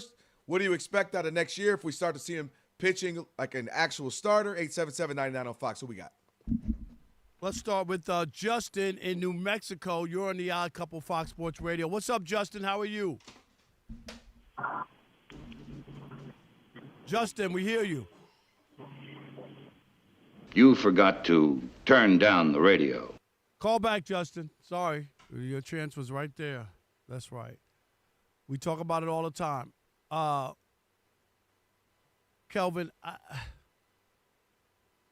I hate to feel like I got to be the Ohtani basher, pour warm water on Ohtani, but this ability or this urge to want to crown somebody after 8 seasons is just and that's really my issue. You know what I'm saying? Like, seriously. Mm-hmm. It's just that the same way everybody thought that Mike Trout was going to be one of the greatest player ever. Remember from his start?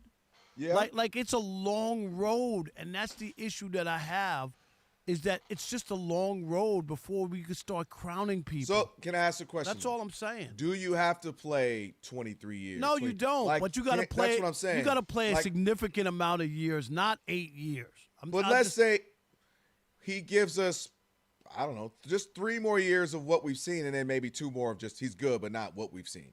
Like, nah, I'm not he saying has to be the greatest best of all player time. ever. Not to be the greatest of all time. And that's where we differ. I just don't. To be so superior at both, to me, is absolutely astounding, considering this is what we were sold on 6-7 years ago. But the difference is, this is the issue that I think for guys like you can't understand. I'm dead serious. You said he was sold to you a certain way. If he wins a Cy Young and an MVP, then I can buy into it. If he's an MVP for his hitting, but never wins a Cy Young, then I'm not saying that he wasn't a great player or he wasn't a unicorn. But do you see for somebody to own both of those, which is the best pitcher of the league and the best hitter of the league, even if it's not in the same season? That's the level he would have to be at for me to say, without question, he's the greatest player. Does that make sense? No, but I just feel like you're operating in extremes. Like, it's not extreme. Why can't he be one of the better pitchers of the last? Because that's not what we're talking. 10 years. One of the better pitchers one of the top 3 isn't the greatest player of all time. He's batted .282 last year. That's not his award dropped 3 points last year. Right, but he also pitched in many games. No, but his WAR should be higher, right? If he's pitching and contributing. In so many games. He pitched in the postseason. Like, but shouldn't it go higher if he's pitching and hitting? Right? Maybe. No, and I'm maybe. not even saying yesterday was his greatest year. Last year was his greatest year ever. Right. What I'm saying is, what I've seen, let's say in a 5 to 6 year span, has been absolutely astounding. The man got 50 steals. The man's had 50 home runs. The man's been an MVP multiple times, over and over and over again. Yeah, but the man is 39-20 with a 3.00000 ERA. Yeah, but the That's only problem, insane, Rob. He batted .282 last year, 28 less RBIs. His numbers were down, and he hasn't hit in the postseason. But yeah, I want to get that. We got Justin back. Go ahead. Let's get Justin in. Justin in New Mexico. You're on the Odd Couple, Fox Sports Radio. What's up, Justin? Hey, fellas, how y'all doing tonight? Doing great. How are you, buddy? Brother. Hey, man, everything's great, man. Just real quick, I think barring injury, I think the man is going to have a great season. He going to win the Cy Young and MVP? I think it's possible. Okay. I think it's possible. I want you to call back for that, because I think it's harder than you think to be both. I do. I'll put a 20-piece lemon pepper wing on it. Let's do it. Let's do it, Justin from New Mexico. We got a wing bet. Yes. Okay. I'll cash that you however you want them, however you want it, brother. I'll send it to your address. But anyway, however you want it. All right. But I mean, just look what he did, man. Last year, coming off What did he do? What did he do?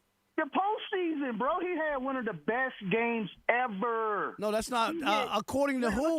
Let's talk about. What do you mean according to? He was insane. He pitched. He pitched 7 innings.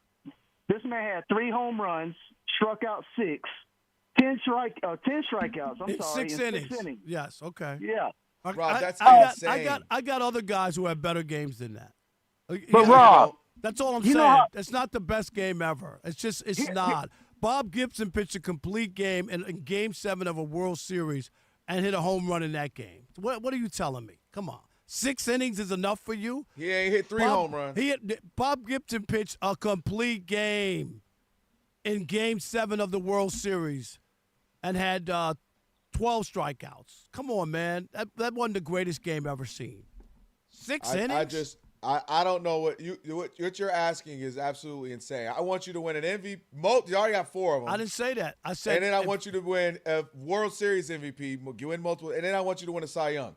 So basically, you want him to be a non-human being. Yeah, no. If you're telling me he's the greatest player who ever played, but nobody else had to do all that either. After 8 seasons, after only nobody else had to do any of that. after only 8 seasons, you think he's the greatest player who ever played? No, I don't say. I'm not saying that. Saying. I'm saying after he 8 very years? well could be. Okay.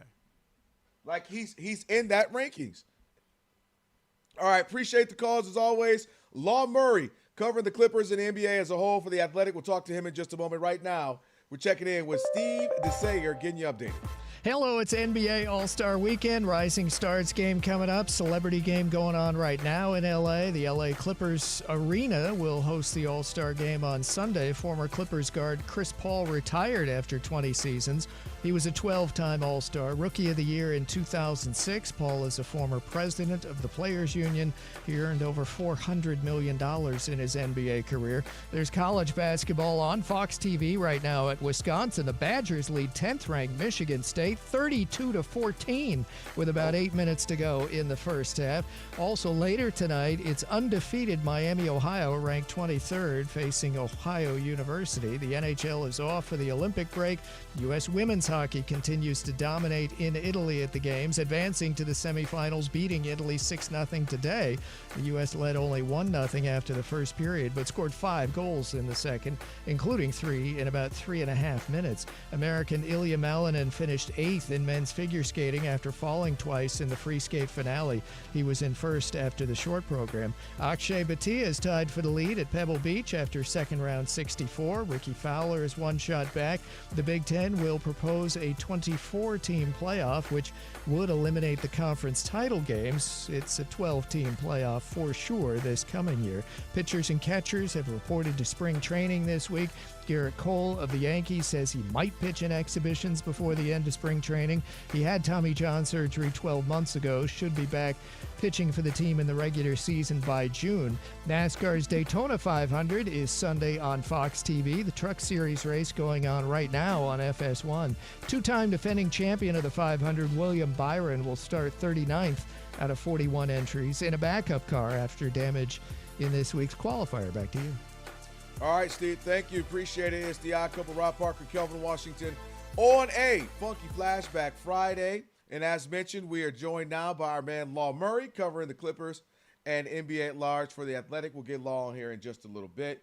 Talk to him in just a moment. The NBA week, All-Star Weekend, you went to an event starting to kick off. I did hear, Rob, we've kind of talked about it a little bit. I did hear a couple of people I know. Shout out to some folks I work with on the TV side of my job. Spectrum News 1 there. They're going to go, and they bought some tickets. So there's a little bit, but it is actually astonishing. Who do we have on the other day who was saying how he is in L.A. and he hasn't even really seen signage, like things that would tell, like, oh, wow, I feel the festivities. I saw a little bit, but yeah. Okay, so it's starting to pick up a little bit? Yeah, I saw a little bit for sure. And I'm sure you're in L.A. You want to be able to enjoy your time. The All-Star game, doesn't come all the time, right? They mix it around to a lot of different teams every year. So I'm sure people are going to try to enjoy it and go to some parties and have some fun. But so far, it's off to a slow start. Yeah, well, we're joined now by Law Murray. Law, what's up, man? How you doing? Man, I am in Inglewood trying to navigate the streets, and that's All-Star Weekend for you. All right, so it's packed out there in Inglewood, huh? That's, of course, where everything is. You got the celebrity game at the Forum. You're going to have all the other rest of the activities there at Intuit Dome, which is like, a few blocks away from there. So if you can feel the buzz a little bit? Man, it's City of Champions. That's what they say. This is a very small place to have an All-Star Weekend, and it's also a very big place at the same time. So logistically, I'm interested to see how it all goes, and that's going to be one of the many things to look out for this weekend for All-Star. I guess, was it The Athletic that reported today about the Clippers, or was that The Athletic about what potentially could happen to the Clippers? Do we really expect anything to happen soon? What are you hearing about the Clippers and the Kawhi Leonard and Steve Ballmer and the hidden money trick and all that. What's the latest?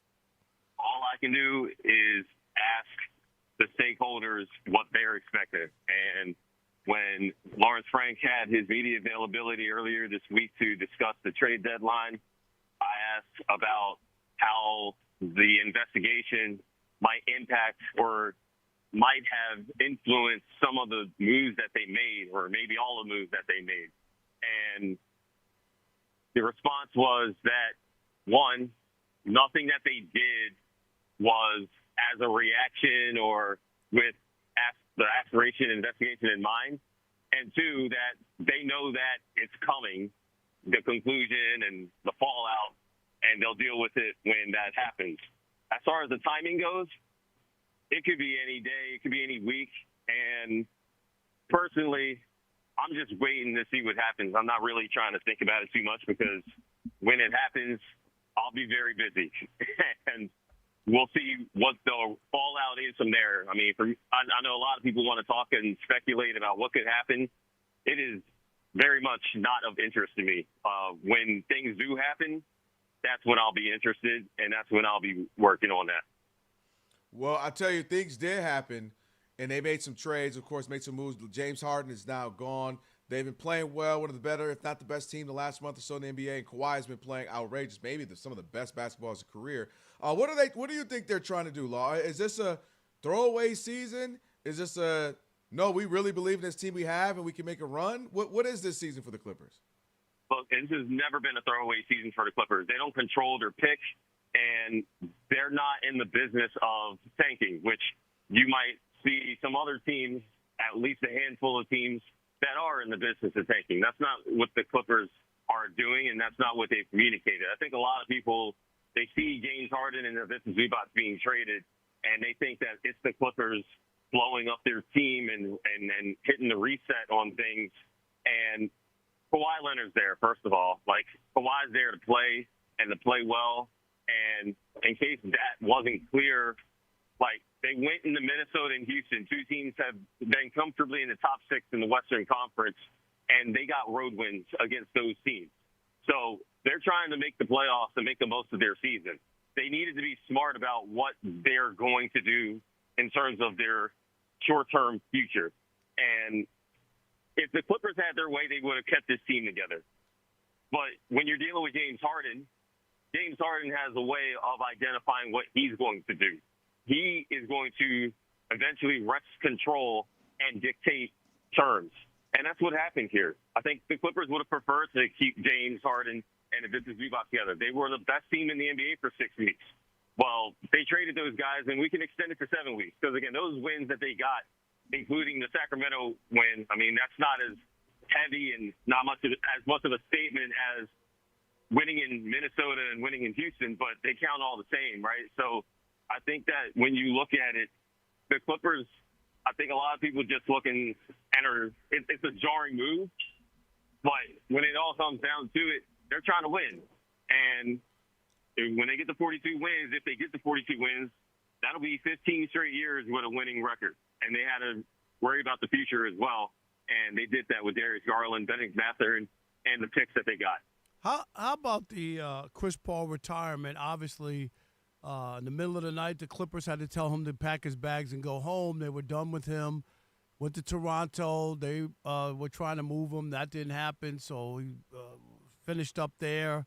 And now he announces his retirement. How bad was it for the Clippers to do that? This was a guy who was a part of a signature moment for that franchise, right? When you talk about Lob City and how exciting it was and all that kind of stuff, and an all-time great in the NBA.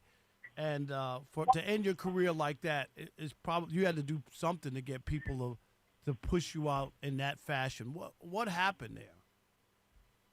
Honestly, it just came down to Chris Paul was not playing, and the team was failing.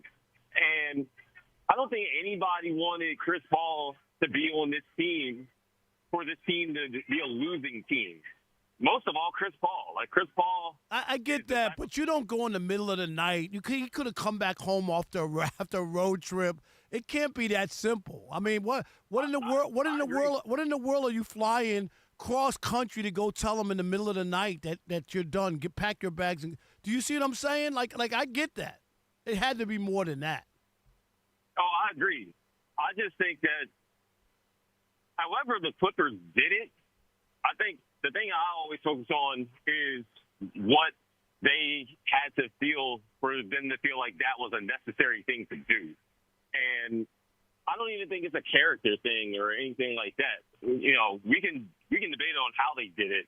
And I certainly, again, I would agree with you, Rob. Like, I would have let this thing be quiet instead of making it dramatic, especially involving Chris. Like, right, that's what I'm saying. It was so dramatic. That's what made it, Kelvin, you know that, right? Middle of the night? Really? It was espionage. It was I was literally writing, I was about to write a Oklahoma City Thunder defense story.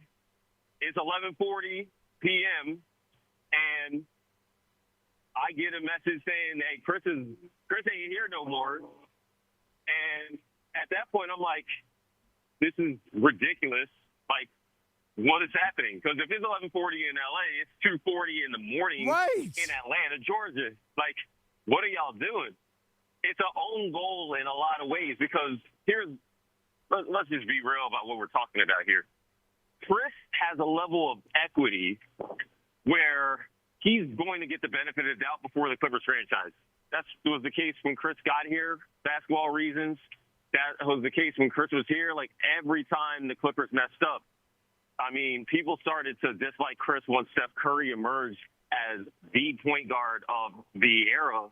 But for the most part, people would say things like Chris Paul's the leader of that team, and the reason the Clippers can't go anywhere is because your leader can't be your smallest guy. Your toughest guy shouldn't be, you know, the point guard, you know. When Chris Paul left, everyone was ready to celebrate Chris Paul again. I just know that from being around the franchise. So I think. Well, I was just going to say, 'cause we're up against it. I mean, it's just interesting how it all ended with CP3. You know, 10 years he was the great guy, smiling point guard, and point guard. Now the last 10, he's been the annoying guy who people say is dirty and all that good stuff. So, hey, I would say go back and read my story from December. I try and let y'all know if this was going to happen to anybody or any franchise, it would be Chris Paul and the LA Clippers. All right. Well, go check that out. We'll check that out, Thanks, man. Law. Enjoy the weekend, Law. Hey, thank you, guys. No doubt. All right, Law Murray there, of course, covering the NBA for The Athletic. Appreciate it, specifically the Clippers. All right, on the way, Pro Basketball Hall of Fame. They got some folks on the list of some people. We'll go over that and just get our thoughts on where the Pro Basketball Hall of Fame ranks when you're talking about Hall of Fames. We'll do that next. It's the Yakup of Fox Sports Radio. Damn.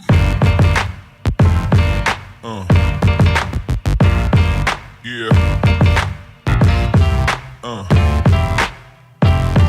Yeah. Yeah.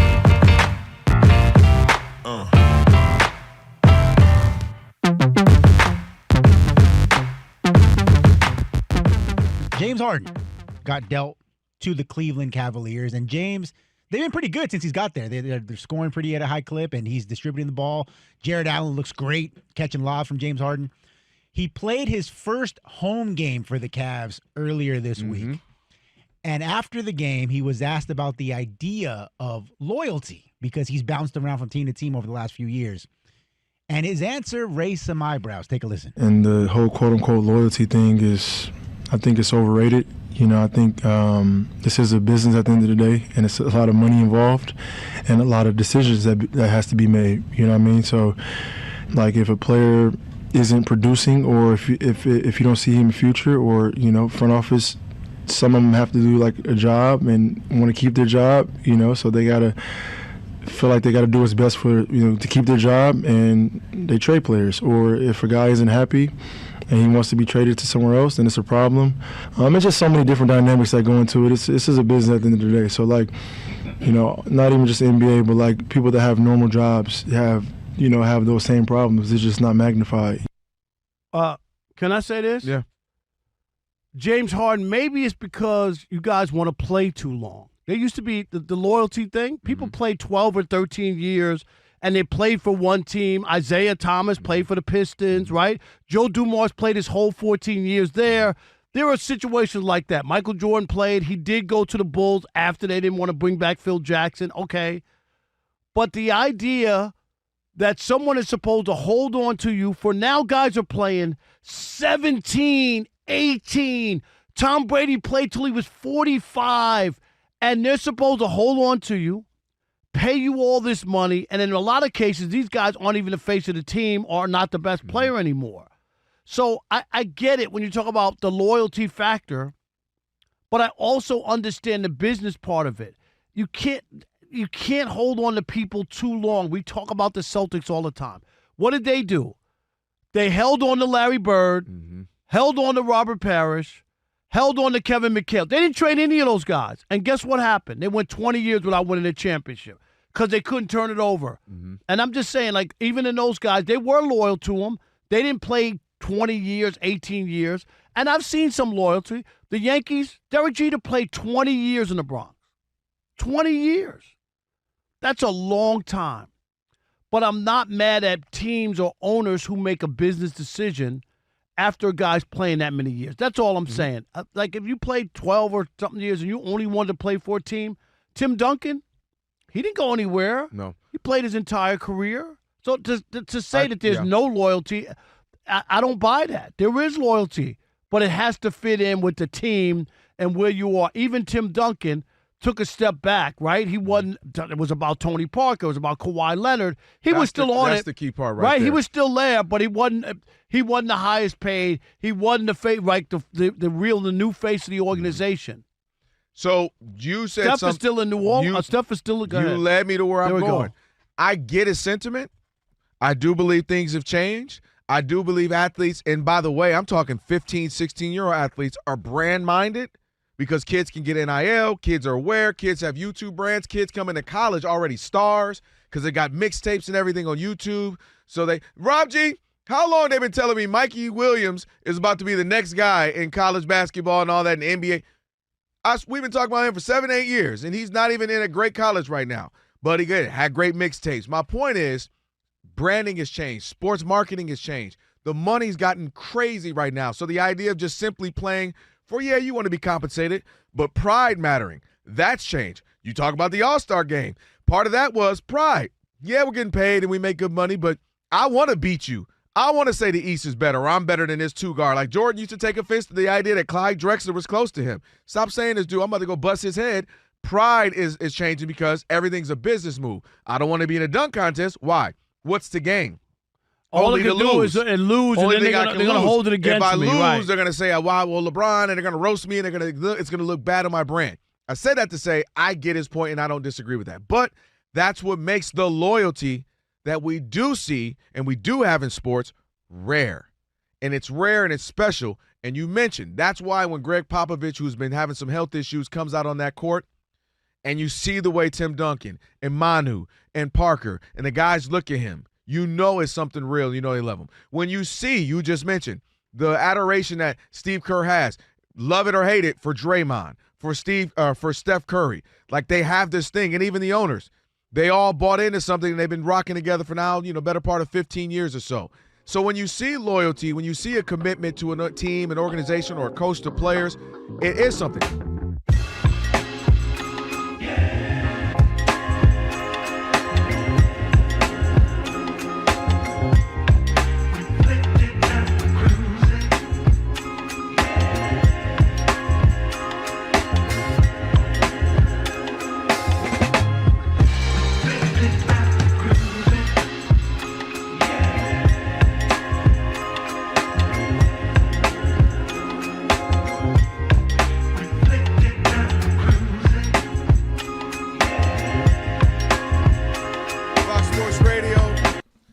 Couple Rob Parker, Kelvin Washington, Funky Flashback Friday. Shout out to Law Murray, just joined us.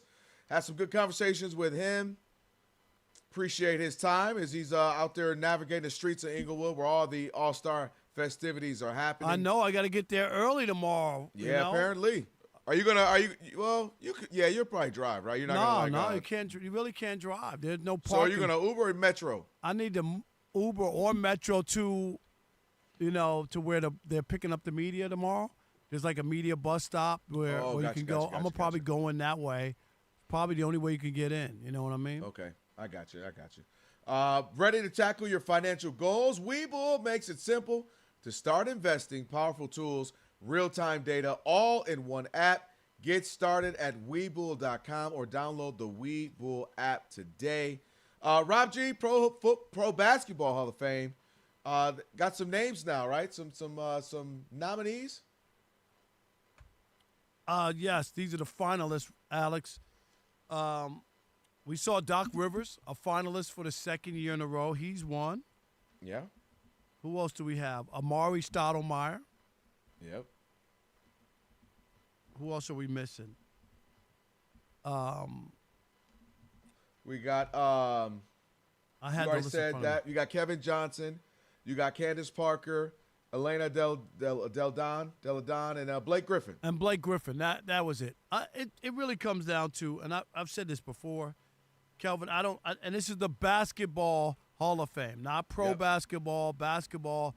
So it takes into account everything you've done, I guess, right? Apparently. Yep. Are you all right over there? You fell? You all right? Yeah. Well, I didn't fall, but the camera fell, so it looked like I fell out here in these streets. I thought you fell over there, all right? Yeah, no. You're tipping the scales right now. I am. That's what you get for stepping on the cord, the charging cord right here. Are your shoes too big? You couldn't feel the cord? Bring it back, Elijah. I'm back. sorry. Put the camera on me. I'm back, Elijah. All right, there you go. I'm back. But I don't know. When you think of Hall of Fame, and I get it, like I said, it's not the NBA Hall of Fame. We've talked about this over and over. Yeah, like the NBA needs to have a Hall of Fame, because when I hear Amari Stoudemire and I hear Blake Griffin, I just don't think Hall of Fame off rip. Do you? Amari we could have a conversation. I think Blake was on his way, but I don't think he did enough. I'm okay with Blake not being in. He was great. It was fun to watch. But just the idea that you're even lukewarm, you know what I mean, tells you a little something. Kevin Johnson it's an interesting one. Now, he's got a great restaurant that's not expensive. Is great. It really is, and it ain't expensive. Fixins is some good eating. And I give him credit, because soul food shouldn't be exorbitant anyway. You know what I mean? You're talking about chicken, collard greens, catfish, rice and beans, yams. Do you know what I greens. mean? Like that shouldn't be $1 gazillion to go get a couple of pieces of fried chicken and some sweet potatoes. Yeah, he's made it work too, by the way. It's a good restaurant. To work downtown L.A., for those who don't know, he has a soul food spot that's huge. Usually they're a little smaller, a little hole in the wall. You know, his is big. Rob G, we ate there during the Super Bowl. Wasn't it good? Thumbs up. It was. Yeah, it's big. It's downtown right at LA Live, where the Crypto.com Arena, you got the Nokia Theater, all these big stuff. I ate at his original one in Sacramento. That's where. Yep, he's got Sacramento. He's got one in Detroit. So congrats to him for kind of finding a recipe, because it gets difficult with, a lot of soul food spots, a lot of restaurants in general. It's mom and pop Mexican spots, some, Asian fusion spots, Chinese food, whatever. It's hard. Restauranteering is hard. So shout out to Kevin Johnson. So are we saying that should, you know what? Get him in the Hall of Fame for that.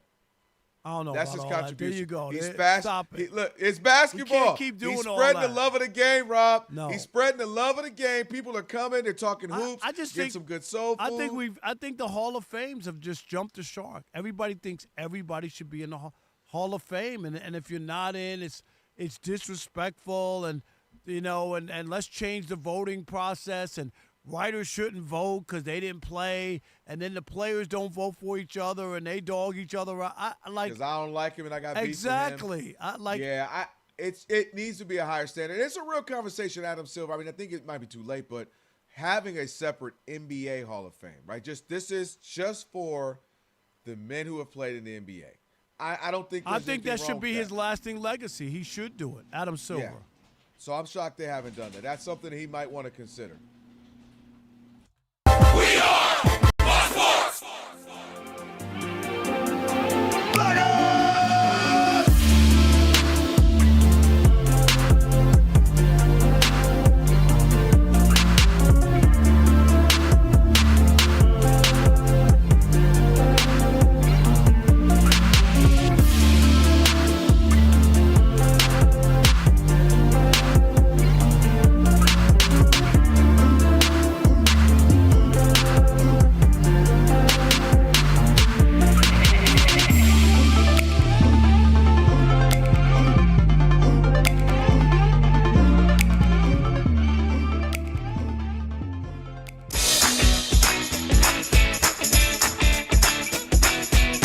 The Odd Couple. You know what time it is. It's your boys. Let's get it.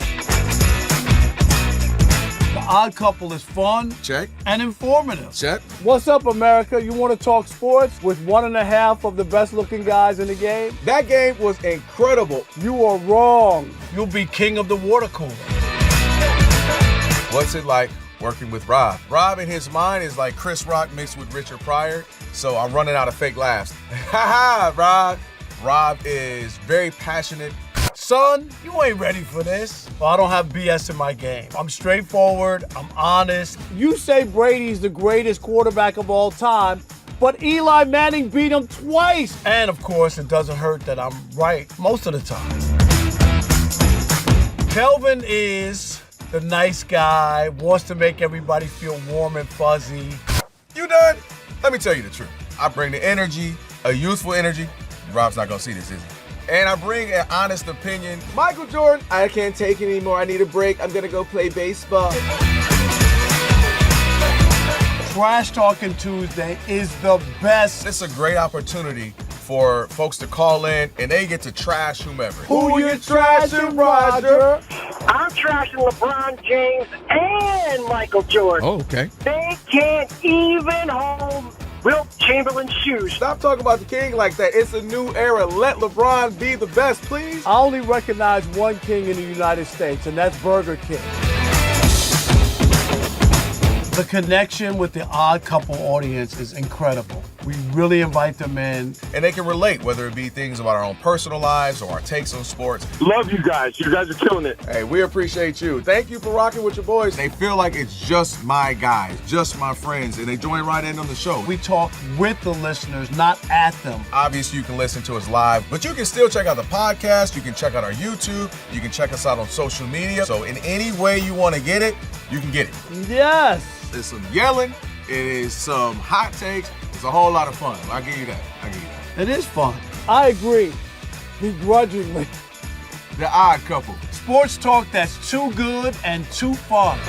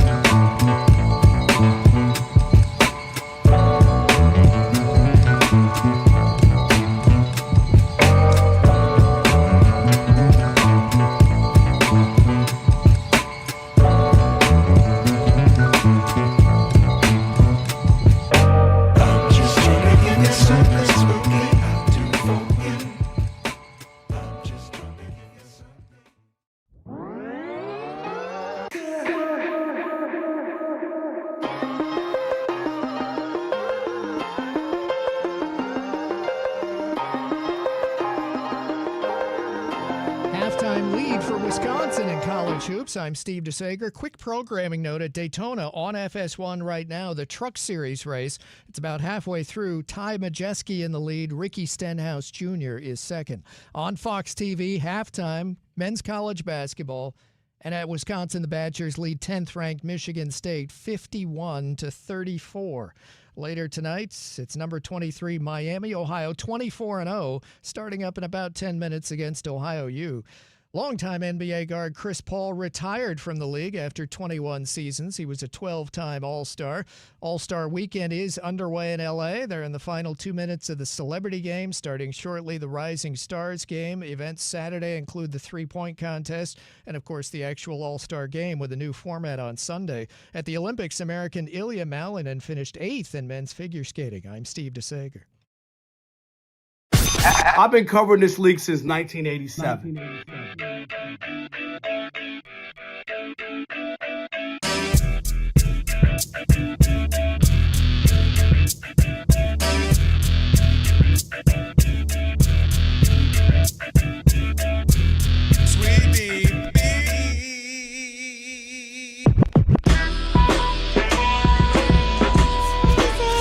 Can this sports writer and this sports fan share a radio show without driving each other crazy? Now, live from the Fox Sports Radio studios, here's Fox Sports Radio's Odd Couple, Rob Parker and Kelvin Washington.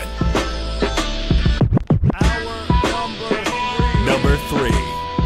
Here on the Odd Couple, Rob Parker, Kelvin Washington on an NBA All-Star weekend for sure. That's right. And if you missed any of today's show, you'll want to catch the podcast. Rob G's putting it together as we speak. Just search Odd Couple wherever you get your podcast. Right after the show, today's podcast will be posted. Be sure to follow the podcast, rate it at least 5 stars. You know why? Because we're worth it. That's right. Provide a review. Again, just search Odd Couple wherever you get your podcast, and you'll find today's show, a full version, and a best of version right after we get off the air. So a lot to get to. Taylor Schwab will join us. Schaub from Spectrum One News will join us in about 28 minutes, and also last call as well on this Friday night, a funky flashback Friday here on the Odd Couple.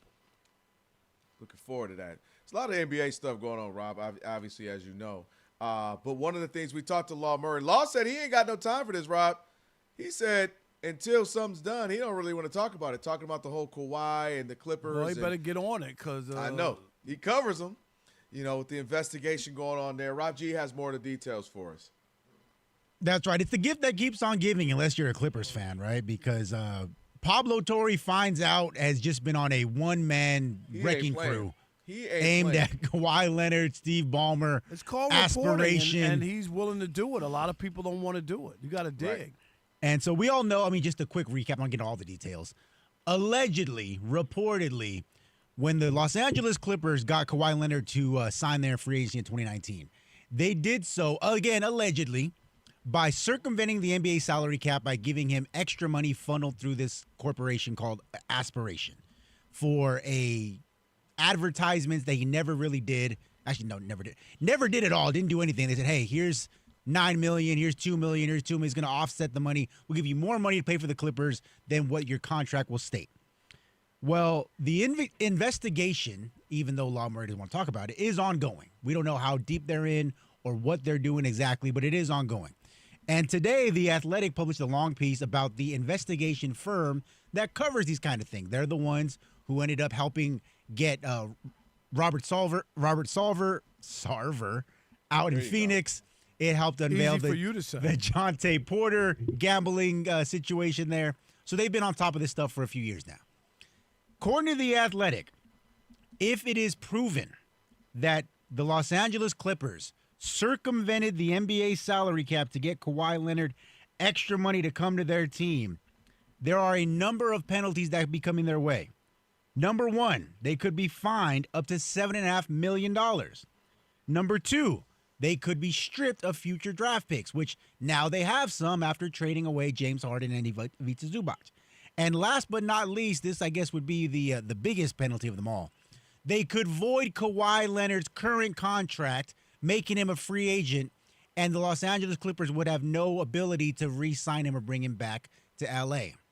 So, guys, if we assume that this investigation leads to what we think it's going to lead to, that is that the Clippers did circumvent the salary cap to get Kawhi Leonard in 2019, What do you think should and would happen? Well, Rob, I think they're going to have to find a way. If they're going to want to make this a big deal, then they're going to have to void his deal. They're going to have to throw the book. They're going to have to say, you know what? Kawhi Leonard is a Clipper because of said agreement back in the day when he became a Clipper. We're going to have to void that deal. Because if you're trying to really act like you care about it, fines ain't going to do it. Steve Ballmer is one of the richest people, not in America, the world. And saying, hey, $5 million, $7 million fine, that ain't worth it. That ain't going to do nothing because it's worth it. Ultimately, like if a team were to do this, Rob, and let's say, use another team for an example, and I get a championship out of this. Let's say in 2-3 years, somebody did this for Wemby. Hey, Wemby, we'll give you an extra $100 million over a few years because we'll do some commercials, we'll do some ads, and da-da-da-da-da. We'll circumvent the salary cap, find a way to give you $100 million. And then you find us guilty, but you say, hey, we're going to dock you $8 million and a couple picks. Yeah, it's worth it because I got Wemby for the next 7-8 years. So if they really care about this, if it's really a problem that they view it as it is, then they're going to have to throw the book at them. Otherwise, you know what we need? We just need to have the NBA be set up with no salary cap. Major League Soccer or soccer around the world, the Premier Leagues don't have one. You and I just talked about over the last few months, we've talked about how baseball doesn't have one and don't necessarily think they need one. I mean, maybe the NBA should start exploring that. It's a revenue-sharing league, and they might want to just explore that. Hey, what would it look like if we didn't have a salary cap? What would Steph Curry have looked like the last 10 years if he weren't capped at, 30 to 40 to $50 million, 60, whatever it is now? What would LeBron have looked like the last 10, 15 years? Because otherwise, it's absolutely worth the squeeze. That limit is worth the squeeze, Rob, if it's only going to be just a little bit of a fine, and I'm getting a set star player, right? If I'm getting the let's say Cooper Flagg becomes that guy. And all I'm going to get fined is a few $1 million to get Cooper Flagg for a decade. Sign me up. So if they really care, Rob, that's what you do to say you care. Otherwise, wink, they don't care. Do you know what commissioner you're talking about? Seriously. Yeah, that's what you're right. You're okay. right. I got carried away. I was talking about David Stern. Yeah, he's gone. I hate to break it to you. He's right. He's long gone. That's on your boy. Okay. That's on your boy. I can't. Adam Silver is Charmin or a dry dude wipe. I mean, like, really. That's funny. You are literally the at this point, by the way. That's just I'm the unofficial spokesman. Okay, you're the official spokesman of Dude White. Well, I now get it into my conversation now. But you get my point, though, is I don't expect the book to be thrown at them. I don't. Do you think, though? They should? Well, I mean, it just depends because do I think the NBA is as harsh as it is, as Major League Baseball is on players? Like, you know what I mean? No. Right. We saw the Astros cheating scandal. Did they take the championship away? Or still got it? Nobody really got in trouble? The manager and the GM, they lost their jobs, but nothing else changed. You know what I'm saying? I can't see it. I really can't. Like the death sentence or – oh, my God, Kawhi's got to be a free agent. He can go to any team. He can't play for the Clippers under any circumstance. Here's a $100 million fine. We're going to let other owners know you can't circumvent the cap. You got to make such a harsh penalty, a death sentence, right, in order to get somebody to move. Because you just said it. He's one of the richest people in the world. How much money can you find him where it's going to hurt him? Or he can't find a way of recouping it or some other situation. Right. Do you know what I mean? So I just – and the commissioner, everything rolls off his back. Like, all right. Hey, the guys don't want to play hard for All-Star. We can't get them to do this, can't get them to play games during the regular season. We got fans coming paying $400, and the guys don't play. They don't care. Like David Stern definitely had way more of a, all right now. All right, y'all better figure this out or I'm going to figure it out. He had much more of that tone. I remember it was like $200,000, and this is like 15 years ago when he fined Pop, when he sent home Tim Duncan. Parker Ginobili. Yeah, you remember that? On a national game against Miami. Stern was hot. Mm-hmm. What? I'm just saying, I don't see this commissioner doling out some unbelievable penalty to the Clippers. I'm not saying that they don't deserve it. If they got the evidence, the goods, it would be hard for me to see or believe some death penalty if that. No, if don't they think really that. did it. Don't think it. I think it's happening. This was me saying this is what's supposed to happen. Right. If you're saying this is not what teams should be doing, this is not. You're circumventing the rules. You're circumventing the cap, and also again because otherwise, to me, it's absolutely worth it. If I got a chance to get Cooper Flag, and let's use another example. I think it was like $10 million offered to Jason Tatum to do some one-time commercial. Rob, that's crazy. Right. Not, hey, here's $1 million, and then you get residuals and all $10 that. million? $10 million for one commercial is crazy. But folks just say, what? He did the commercial, whereas Kawhi never did anything for this Aspire brand. So so that's a way to do it, right? Hey, I can't control his – I pay him $40, $50 million a year. I can't control what, Toyota or – Kelvin's Pizzeria wants to offer him. It's like NIL, right? Like, oh, hey, Kelvin's Pizzeria wants to give if you this really kid want to $3 do million. is something like that, right? And that's the issue that you have. I get it. And again, the salary cap, and people have been circumventing it. You think when people came to certain places, and if you think there are no backdoor deals and all kinds of other stuff, and like you said, I could just get sponsors to funnel the money to you because you come to LA, you have this deal, you have that deal, you have this, you have that. Oh wow, I've just made an extra. I'll give you the money to give it to him. Let me just use your name. Exactly. I'm going to buy $15 million in advertising from you, and whatever you want to do with it, right? And just I wink, wink. I'd love a certain player if you could. Bring him in as an endorser. As long as you don't put it down on paper, right? I mean, that's really what it is. So that's my point. Like either the NBA, if they're going to act like they care, then they got to throw the book, or otherwise just act like you don't care. And I really threw that out there too, Rob. Does the NBA have to have a salary cap at this point? Like what, why? Like, I mean, MLB doesn't, Premier League, so they give those guys stupid money. Hey, Messi, come play with us for $200 million this 1 year. Yeah, 1 year. They just won't go back. They won't go backwards like that. But I agree with you. I just don't think money is the end all be all. If I have money, the same money, the Lions have had the same money, and I'm talking about the Matt Millen era. You know that. They had the same salary cap. Everybody had the same money. They couldn't win a playoff game. No, win a playoff, they couldn't even get into playoffs. But that's how bad it is. If you have a bad GM and you misspend the money or spend it on the wrong players, right? Does it really matter? I don't think so. All right, 877-99 on Fox. I'm interested to hear what people think on this. 877-996-6369. What kind of punishment should Kawhi and the Clippers receive if it's true and they circumvented the salary cap? Rob Parker, Kelvin Washington, where we deliver insight, not just noise. Right here on Fox Sports Radio. We'll continue this conversation next with you. Stick and stay. Especially if you want to hear more from what Unc has to say in the US of A.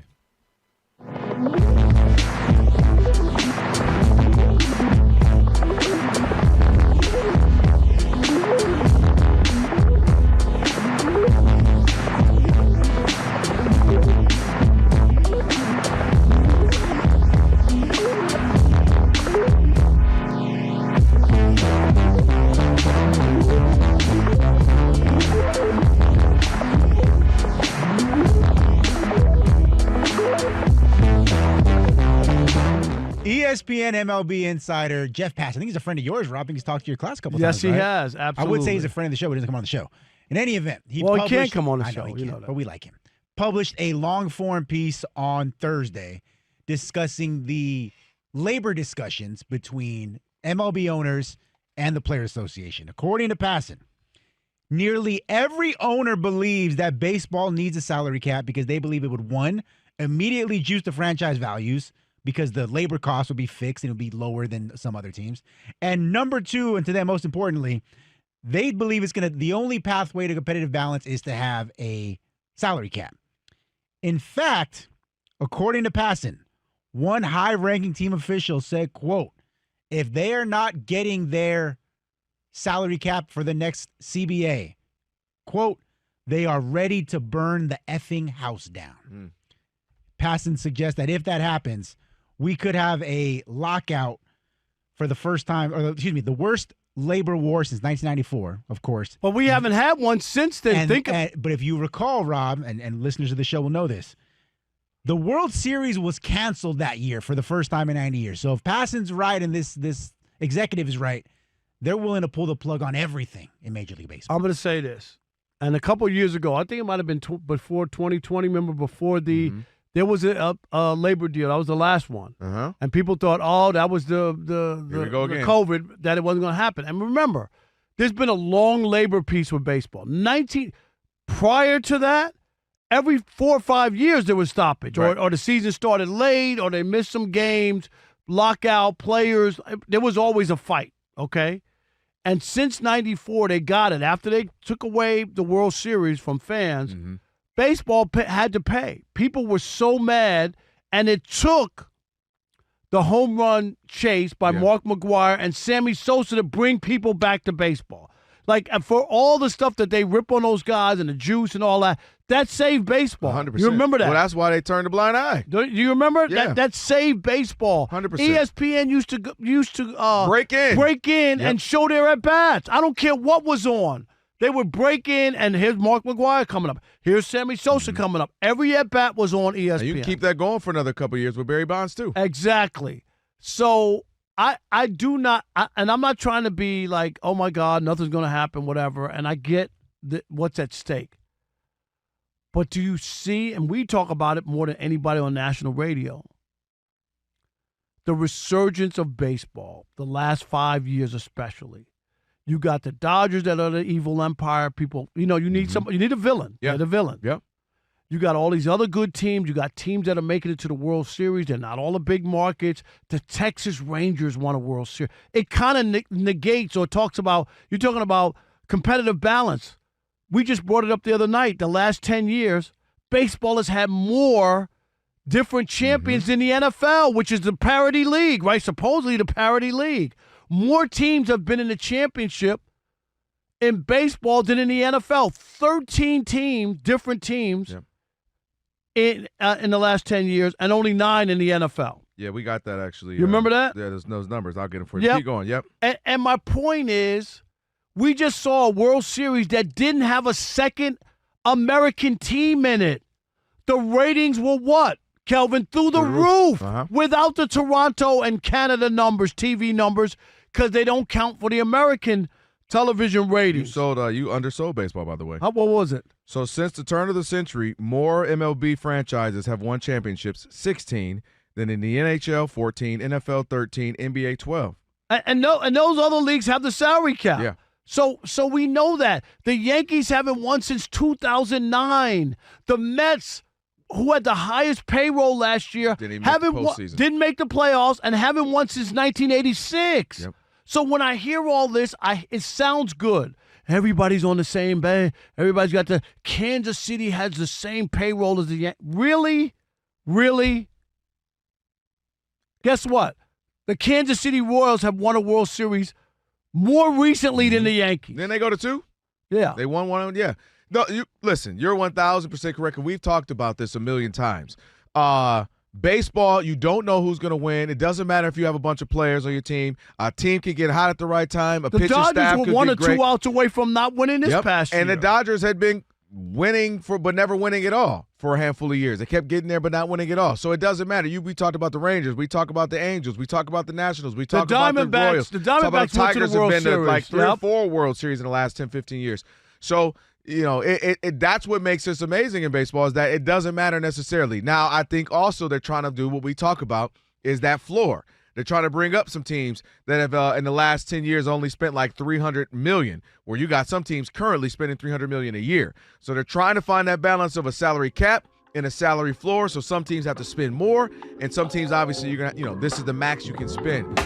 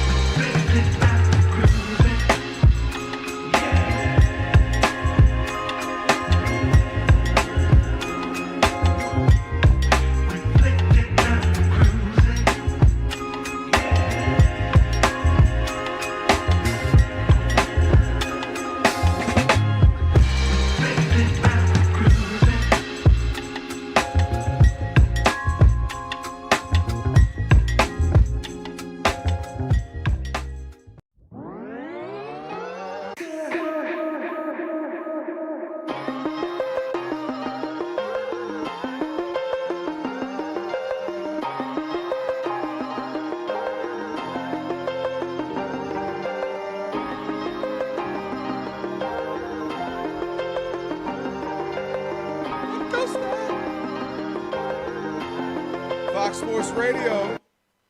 It's the Odd Couple, Rob Parker, Kelvin Washington on a funky flashback Friday. Did I Thank you to do that? DJ Ali Alex on the ones and twos. Hey, we got Taylor Schaub, Spectrum News 1 sports anchor reporter, getting ready to join us here in about 8 minutes or so.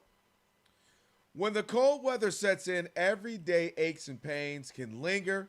Get it, Rob. But Alev's got your back with up to 12 hours of body pain relief per dose. Aleve keeps you going with the long-lasting body pain relief this winter. Try Aleve. Use as directed for minor aches and pains. How'd you wake up, Rob? Was you good? Were you hungover? Were you a little sleepy? How'd that work? I was slept later than normal. I was definitely out for the count. That Sam Pipple got to you? Sam Pipple. I had about, I don't want to say how many glasses I had. God. Oh, God, it was free. I went back to the Quib, Kelvin, and there was this whole Oreo cake for me. Oh, God. That is true. I gotta, can I pull the curtain back really quickly? I woke up this morning. Oh, God. I don't do this. This is how bad I'm at. Oh, I'm God. at the stage of my life. The little cup of milk I had was on the side of my bed. Okay. And a piece of that Oreo cake was in bed with me. I woke up. Here we are thinking White you went to catch somebody. And white you came icing home and ate everywhere. Oreos. Well, Rob.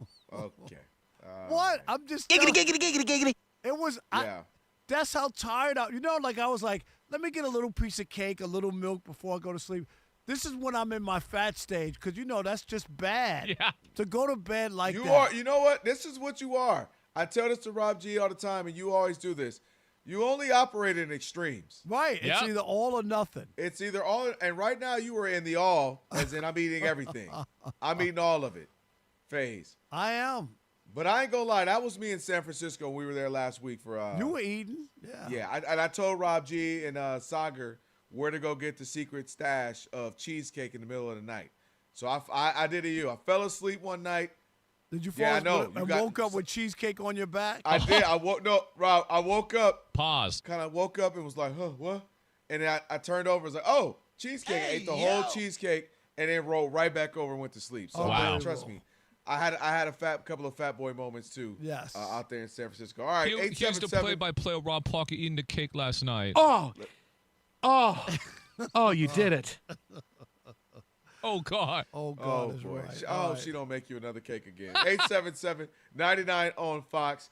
Kawhi Leonard, I said they got to throw. If they really care, the NBA, Adam Silver cares, they got to throw the whole book at him on this stuff. Otherwise, just making a non-salary cap league at this point. What we got? All right, let's go. Mike in Minnesota, you're on the Odd Couple Fox Sports Radio. What's up, Mike? How are you? Hey, fellas. Thanks for having me on. Long-time listener, first-time caller. Well, we appreciate that. How long have you been listening, Mike? Real quick, tell us. How long?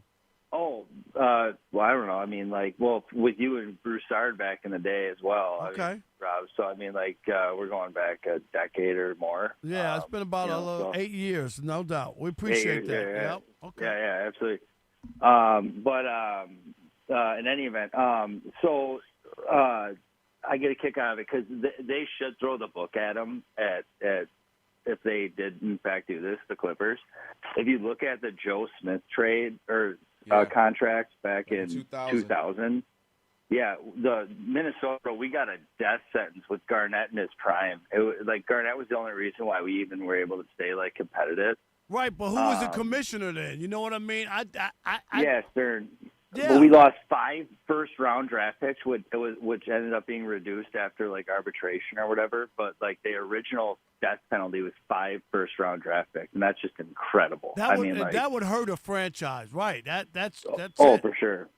No doubt. Thank you, Mike. We be well, guys. Appreciate it. Yep.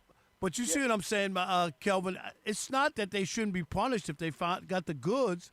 It's whether this commissioner will do it. That's where my question is. That's a good question. Let's see how serious he is. Yeah. Andre in Massachusetts, you're on the Odd Couple Fox Sports Radio. What's up, Dre? How are you?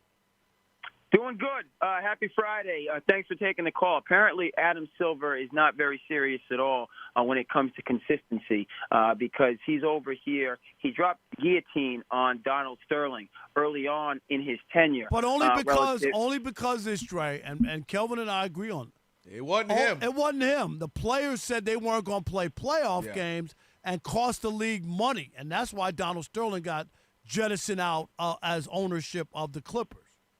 Okay, and it was a decisive decision that had the confidence of the fandom and people in general in terms of the swiftness and the decisiveness of how he handled that situation that had been longstanding in terms of his misgivings and his poor behavior. My situation with this Steve Ballmer is clear. Listen, there's no point in all of this salary cap and competitive balance and trying to have winning teams in small markets if you're not going to follow through on it.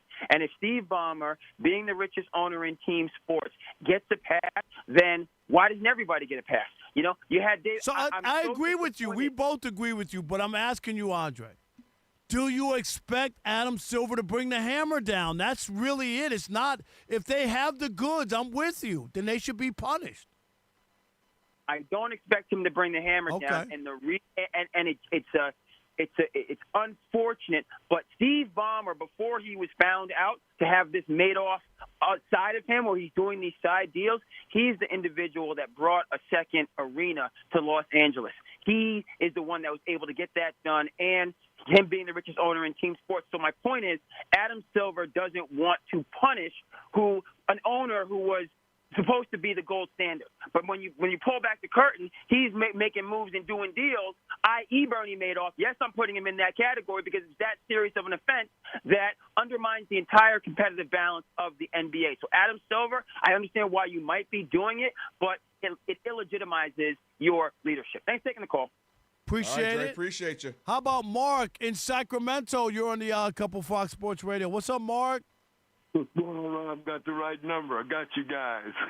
No doubt. What's up, brother? Real quick, I'm going to add to what Andre just said. The other reason why that happened is because Chris Paul was a member of the Clippers. That was the team it happened to. And he had the most powerful voice as a player. He was the president of the Players Association when that happened. So he walked in there and said, we ain't playing. I speak for everybody. Yep. He was the player president. That was a powerful voice that said that. That was the difference then. So I just wanted to say that. I think he should come down. He's got to come down with a big hammer because just to circumvent something, all these rich guys know something. What is this? This is a tax, isn't it? A salary cap. It's a tax. They break it out and say a tax. All these rich guys know how to get around taxes. They do it in their business every day. Yep. So if he doesn't come down on these guys, they're all going to do it. He has to do it. He can't let him get away. He has to come down with draft choices, maybe take some national TV appearances, don't let them play in the in-season tournament, but it has to be heavy. Because of that, if he lets this go, don't you think some of these guys go, hey, Ballmer had a pretty good idea how to get around them taxes. All of them know how to get around taxes. Mark, the only thing I'll say is why I think it's going to be difficult is because he's the richest person. He just built a new stadium, arena. You got the All-Star game here. You got all this stuff happening, and you'd imagine he's going to have other things coming. It's like, does Adam Silver has the you-know-what to do that to that guy, right? It's easier if it's just some small random guy in Minnesota or something. L.A., new arena, I'm spending money. Richest I'm owner. buying this, a richest owner. I got a big-time, platform in that I'm my real business too. So do you have what it takes to come down on that guy? That's what's going to be interesting, Rob, in my opinion. Yep. I have no confidence. No confidence in the commission.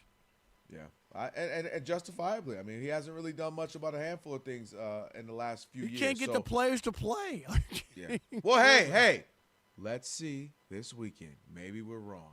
Maybe. Taylor Schaub with Spectrum News 1. He's been kind of covering all of this. Let's give him a Schaub out. Yeah, give him a Schaub out. He's going to join us here in just a minute.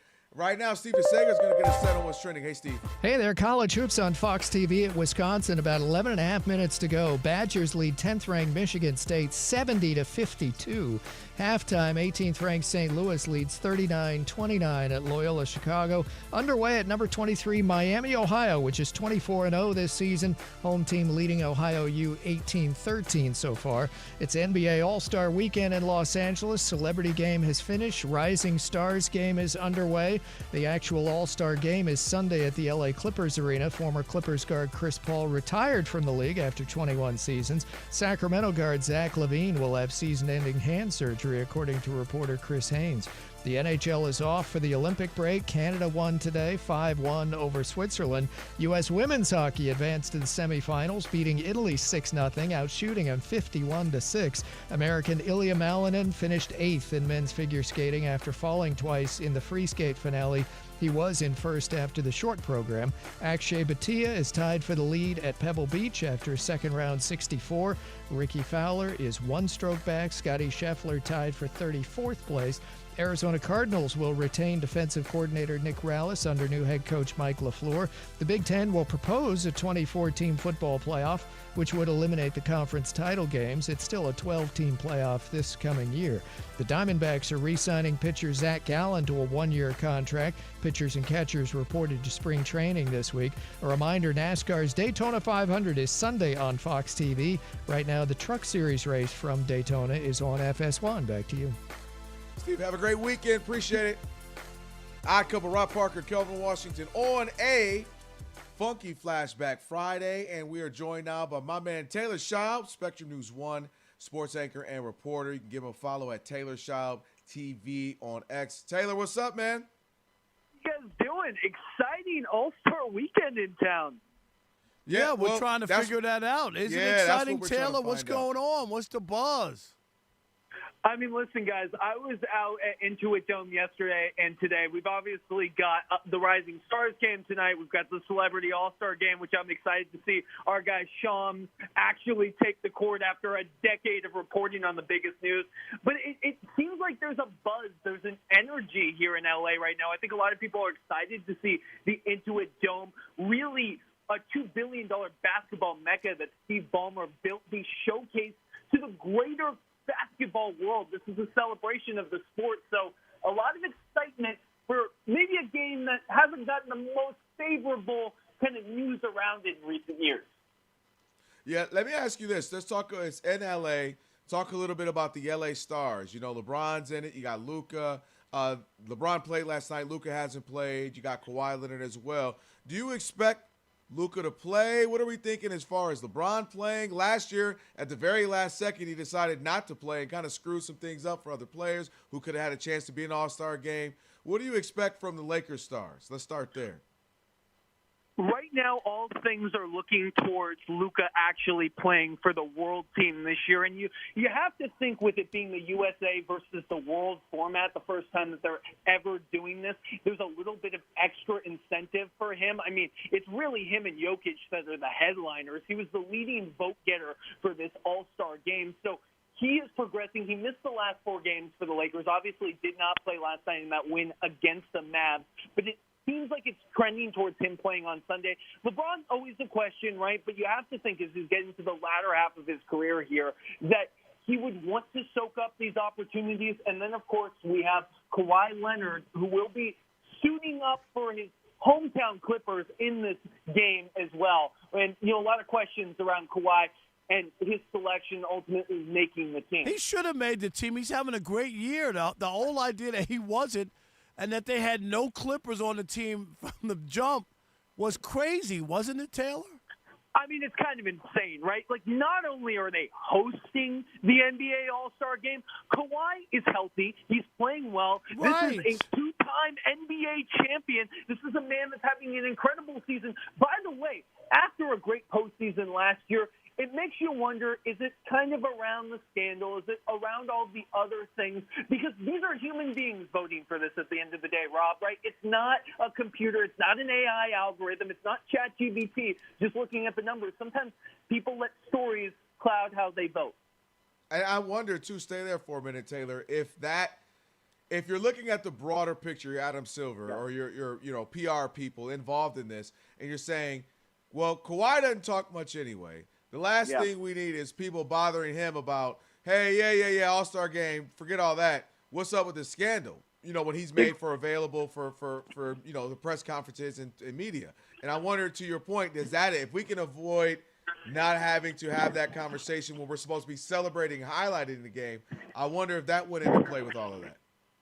You have to think it did, Kelvin, right? And even if it wasn't a sit down in a board meeting and have a conversation about that, it's in the back of everybody's mind, right? Because This scandal clouded the very beginning of the NBA season, and it's still unresolved. The NBA is still doing an investigation into what exactly happened with this aspiration scandal. Was there money paid under the table?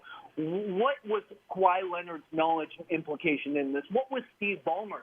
So you have to imagine that the showcase of the sport, what they call a celebration of basketball, they don't want it peppered and littered with questions about this distraction that simply takes away from the integrity of the league. So you have to think that went into it, obviously. But to Rob's point, the man deserved to play in the game. Numbers don't lie. No, the numbers were just too good, and they were better than LeBron's, and LeBron made the team. And the other thing, Kawhi's from this area. You know what I mean? Like, I know we can act like it doesn't matter. I'm sure he wants to play, in it and the family and his home arena. But thank God that they got that sorted out, and we'll get to see Kawhi be involved. NBA, the Lakers are a weird team, Taylor. Yeah, I mean, they got one all-time great. Got another guy who's going to be an all-time great when his career is said and done, and Luka and LeBron. And yet there's no juice for them, like maybe having a chance to compete for an NBA title. Like, people don't feel like this team is there.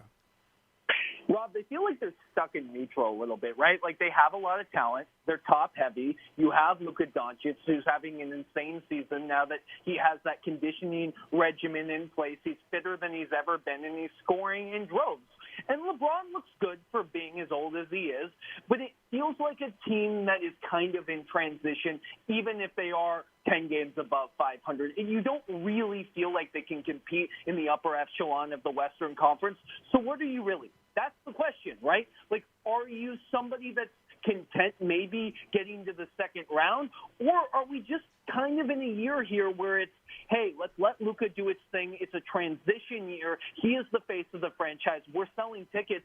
And maybe next summer, when we have to make the decision about LeBron James, when we have to make more of a decision about, is it Luka and Austin is the face of the franchise? Are we going to bring somebody else in? I don't feel like right now this is a team that anybody feels like is the guy coming out of the West. Yeah, I mean, I don't think anybody really does. Now, obviously, Rob and I were talking about this over the last few days. Like, if some catastrophic injury happens to some big-time players in the Western Conference, well, then that opens things up. But as we sit here today, I just don't think they have enough. I don't think they have enough youth. And one of the things I think, Taylor, that the Lakers have struggled with doing over the last 20, 25 years is drafting. They've drafted well. They just didn't allow those guys to stick around to develop. And so you lose a Brandon Ingram, a Julius Randle, guys who are all-stars. You lose Alonzo Ball, who could maybe been a contributor. You lose Josh Hart, who's playing great for the Knicks over the last few years, and so on and so forth. So that's the thing will be interesting moving forward to me. Will they have Luka and build around him and find some youth, or is it do what they do, try to plug and play and go get Giannis or go get someone, Ja Morant or some other big name?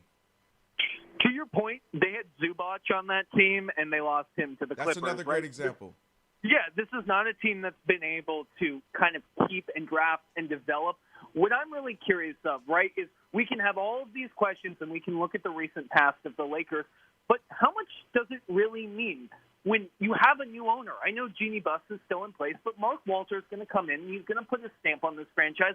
And if you look at the Los Angeles Dodgers, yeah, they've been about spending $700 million on Shohei, or, hey, do we want to get Yamamoto? Do we want to get, all of these stars? Absolutely. But they've also drafted and developed incredibly well. They've had stockpiles of draft picks that they've been able to either trade for guys or come up through the system. And I think there's going to be more of an emphasis placed on scouting, more of an emphasis placed on development. And I can tell you right now, I cover the G League team as well. I do sidelines for them through Spectrum. And just the emphasis on development. Zach Guthrie, the South Bay coach, I know it's not sexy to talk about the South Bay Lakers, but there is a real emphasis on one team, on developing. I think that they recognize that that's been a problem. And as you want to grow with Luka and make him the face of the franchise, you simply need that, because we live in a second apron league now. We live in a league where you can't have 3 stars and buy your way to the top. You got to look at the Thunder and say, we need to be more like that. All right. All right. Hey, you've been working on that jump shot. We were doing it on TV earlier. You get a few more up after we went off TV? Dude, that was embarrassing. Like, that was – Rob, you didn't get to see it. I'm going to tell you right now, I got about 50 texts, and they all said, do you have the right to talk about basketball if you look that bad? Wow. Yeah, you don't want it to be that bad. It wasn't that bad. The second half, we worked on it. I told you you followed through the hoop. You got there. You almost made a couple. So it looked much better the second time around. When we get back to the studio at Spectrum, we'll use the Lakers studio. We'll put some shots. I would expect Kelvin to instruct you on how to wave a towel from the bench during a basketball game. Oh, Taylor already know I'm a bucket getter. Taylor, no. Tell him, Taylor. All right. Yeah, it's true. It's true. We're still trying to find the high school tape from Michigan. We really are. Yes, we need to see the tape. We need to see the tape. I'm with you. This is pre-V8. This is beta. No, this everybody beta got era. tape. Okay, are you kidding me? This the beta era. I got film on me, and you don't have tape on you, and you were 20 years younger than me. Listen, we have Rob. We got the same NBA investigators working on the Clippers thing, trying to find this film of That's Kelvin. right. He All right. Hey, cut him off. Hey, cut his phone off. Thank you, Taylor. Cut it off. Appreciate it, man. My man Taylor Schaub there. Go ahead and again give him a follow if you can. Doing great work out here in LA. All right. Man, already last call, Rob. Unbelievable. Last call. That's right. Get in. 877-99 on Fox.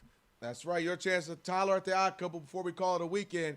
Do it next. It's Odd Couple Fox Sports Radio. And it's last call time on the Odd Couple. If you want to take and couldn't get in all show, here's your chance. Your call's important to us. Call us at 877-99 on Fox. Hurry up. Rob and Kelvin got to get out of here.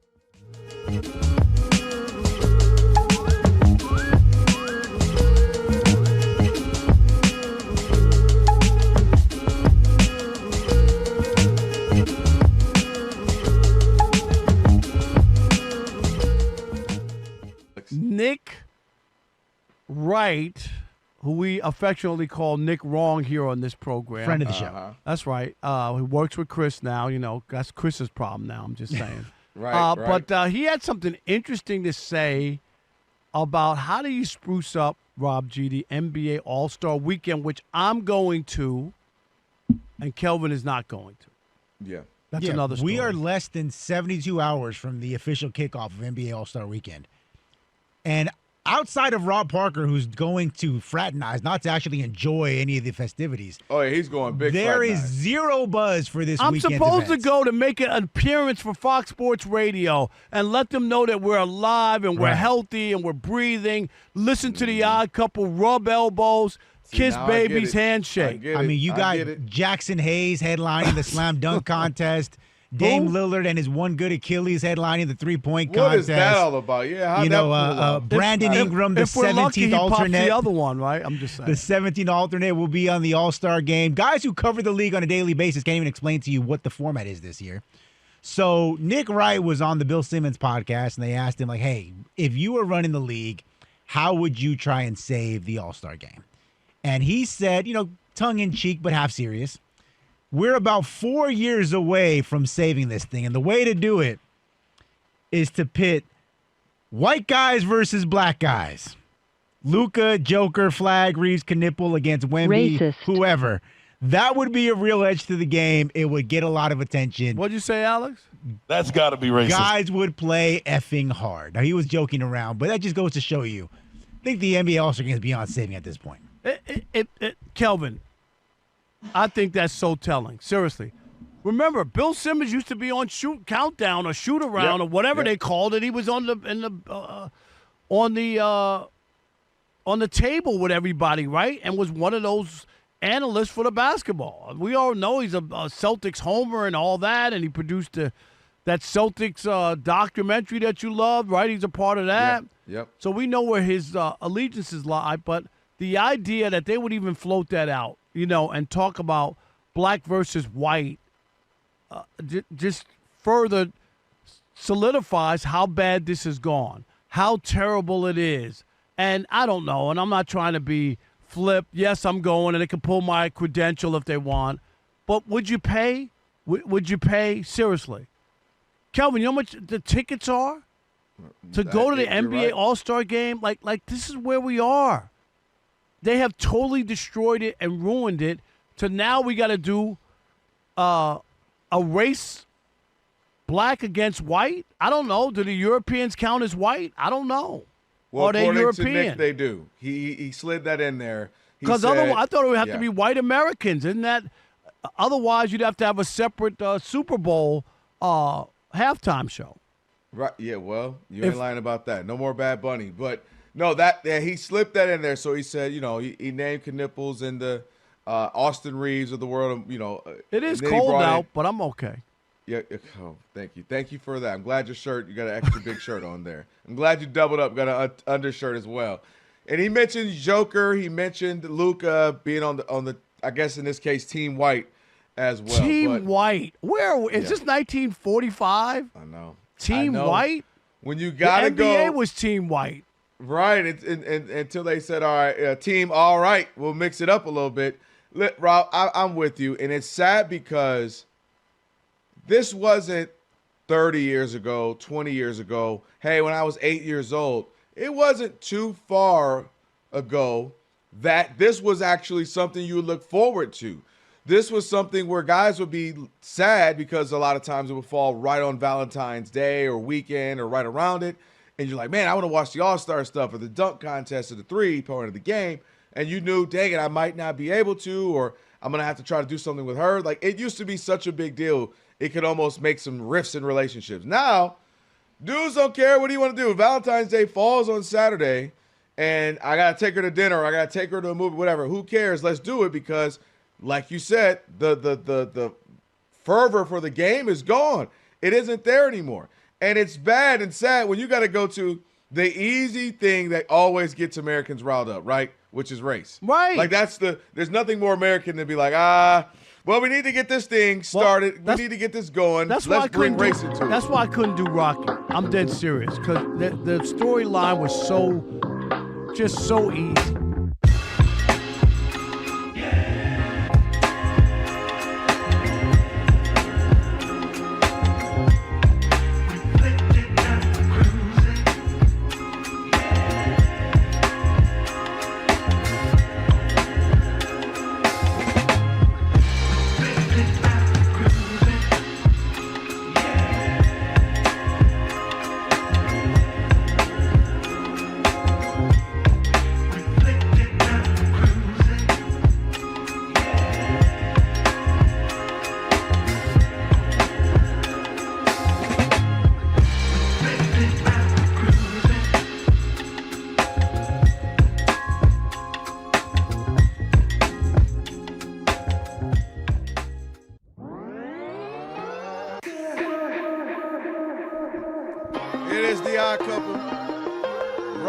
Kelvin, Washington, on a funky Flashback Friday. Thank you to Taylor Schaub, joined us. Chopped it up with him about all the NBA topics, headlines, especially getting ready for All-Star Weekend here in Los Angeles. He said it's buzzing. He said you can feel it out there in Inglewood. He said the same thing. Law Murray said it's all right. Might have to try to make a little trip down to Inglewood for the next couple of days, Rob. You ain't doing that. You got Valentine's Day tomorrow. Well, there's still Sunday. And maybe, just maybe, if I get the kids sleep early you're enough. not going anywhere. Are you kidding? Don't do that. Don't do that, Rob. You know don't that. act like I don't be out when you I can't need to go be out out. when I need to you be can't out. go anywhere. Don't do that. Unless you reverse psychology in me to get me to come out. You ain't coming. You ain't coming. And besides, you ain't gonna hit me anyway. Dang it. I done seen your little move. You Shannon Sharp partied me in San Francisco. Rob G. He walked right by me at Colin Cowherd's joint. I told you I'm going to Shannon's party. I No, did say this that. is exactly how you did it. I said, yeah, something. I said, what you up to? You said, I'm about to go to Shannon's party. Yeah, but you had just gotten there. I had been there. Yeah, I'm about to go to Shannon's party. Right. Rob G, that's how he did it. He just threw it out real fast so he could technically say he told me. I told you. You could have been like, I'm rolling with you. Let's go, homie. Let's go. G, you know how I would do you. I'd be like, yo, I'm finna hit Shannon. You rolling? What we doing? Let's go. You remember that? What was that? The last Super Bowl, I tried to get you guys to come out to Shaq's party. You guys weren't interested. No. We got Rob just wants to be there for the gram. He doesn't care about the party. party. That's all he does. Immediately, too, Rob. Yep. The minute his feet stepped on the wood of the party. Why y'all got to do me like that? Do you like what? Like I don't care about anything other Rob, than are you excited about the All-Star Weekend? Yes. No, you're not. You just spent 4 days of content. You just want to be there to say you were here. Oh, at I'm at Odd the Couple game. FSR. We in this 4 piece at decades of All-Star MLBBro.com, games. at Parker Pressbox, at KW Live. You wish you were here, but you're not. But you're not. It's what happens when you cover for 40 years. Never would miss it. The NBA couldn't be in a better place. Rob, you didn't say that last week. That ain't what you said. Boy, I tell you, boy. Look at you. Look at you. I just don't understand. Raji, I wouldn't getting leave you love. for the party. I should be getting love from you guys. All I do is I give love every single day I come into this place. Either I'm bringing in day-old donuts, either I'm sharing my Oreo cake with you guys. I'm buying you paraphernalia and apparel and clothes and socks and cologne and hats. I don't know what else I could do to get people to understand what kind of guy Alex. Oh, stop it. Alex, did you feel love from me today? The most I've ever felt by anybody named Rob here. Did you ever, you didn't come in today thinking of anything other than it's a work day. Normal day. And that's what it was. It wasn't for your birthday. It wasn't for any special occasion. Thank you, Rob. It was just for you being you. Thank you. Rob G, cough twice. Yeah. Rob is a riddle wrapped in an enigma. Yes. Why Ooh, you was a say bar. that? You are. That was a bar. Think about that all weekend when you're at the LA. He's going to be at the All-Star weekend trying to make sense of it. What about? Hey, Shaq, I'm at your party, but what does this mean, Shaq? But then the odd mob should be all over me and say, what a guy this guy is. That he thinks about other people. They watch and listen every day, Rob. Like they saw you cheating on Tyson's Tower. I wasn't cheating. Okay. Are you just trying to buy Odd Mod fandom is what you're doing? No, not at all. I'm just saying. All right, can we get the last call? Let's get to last call. This is the last call. Last call!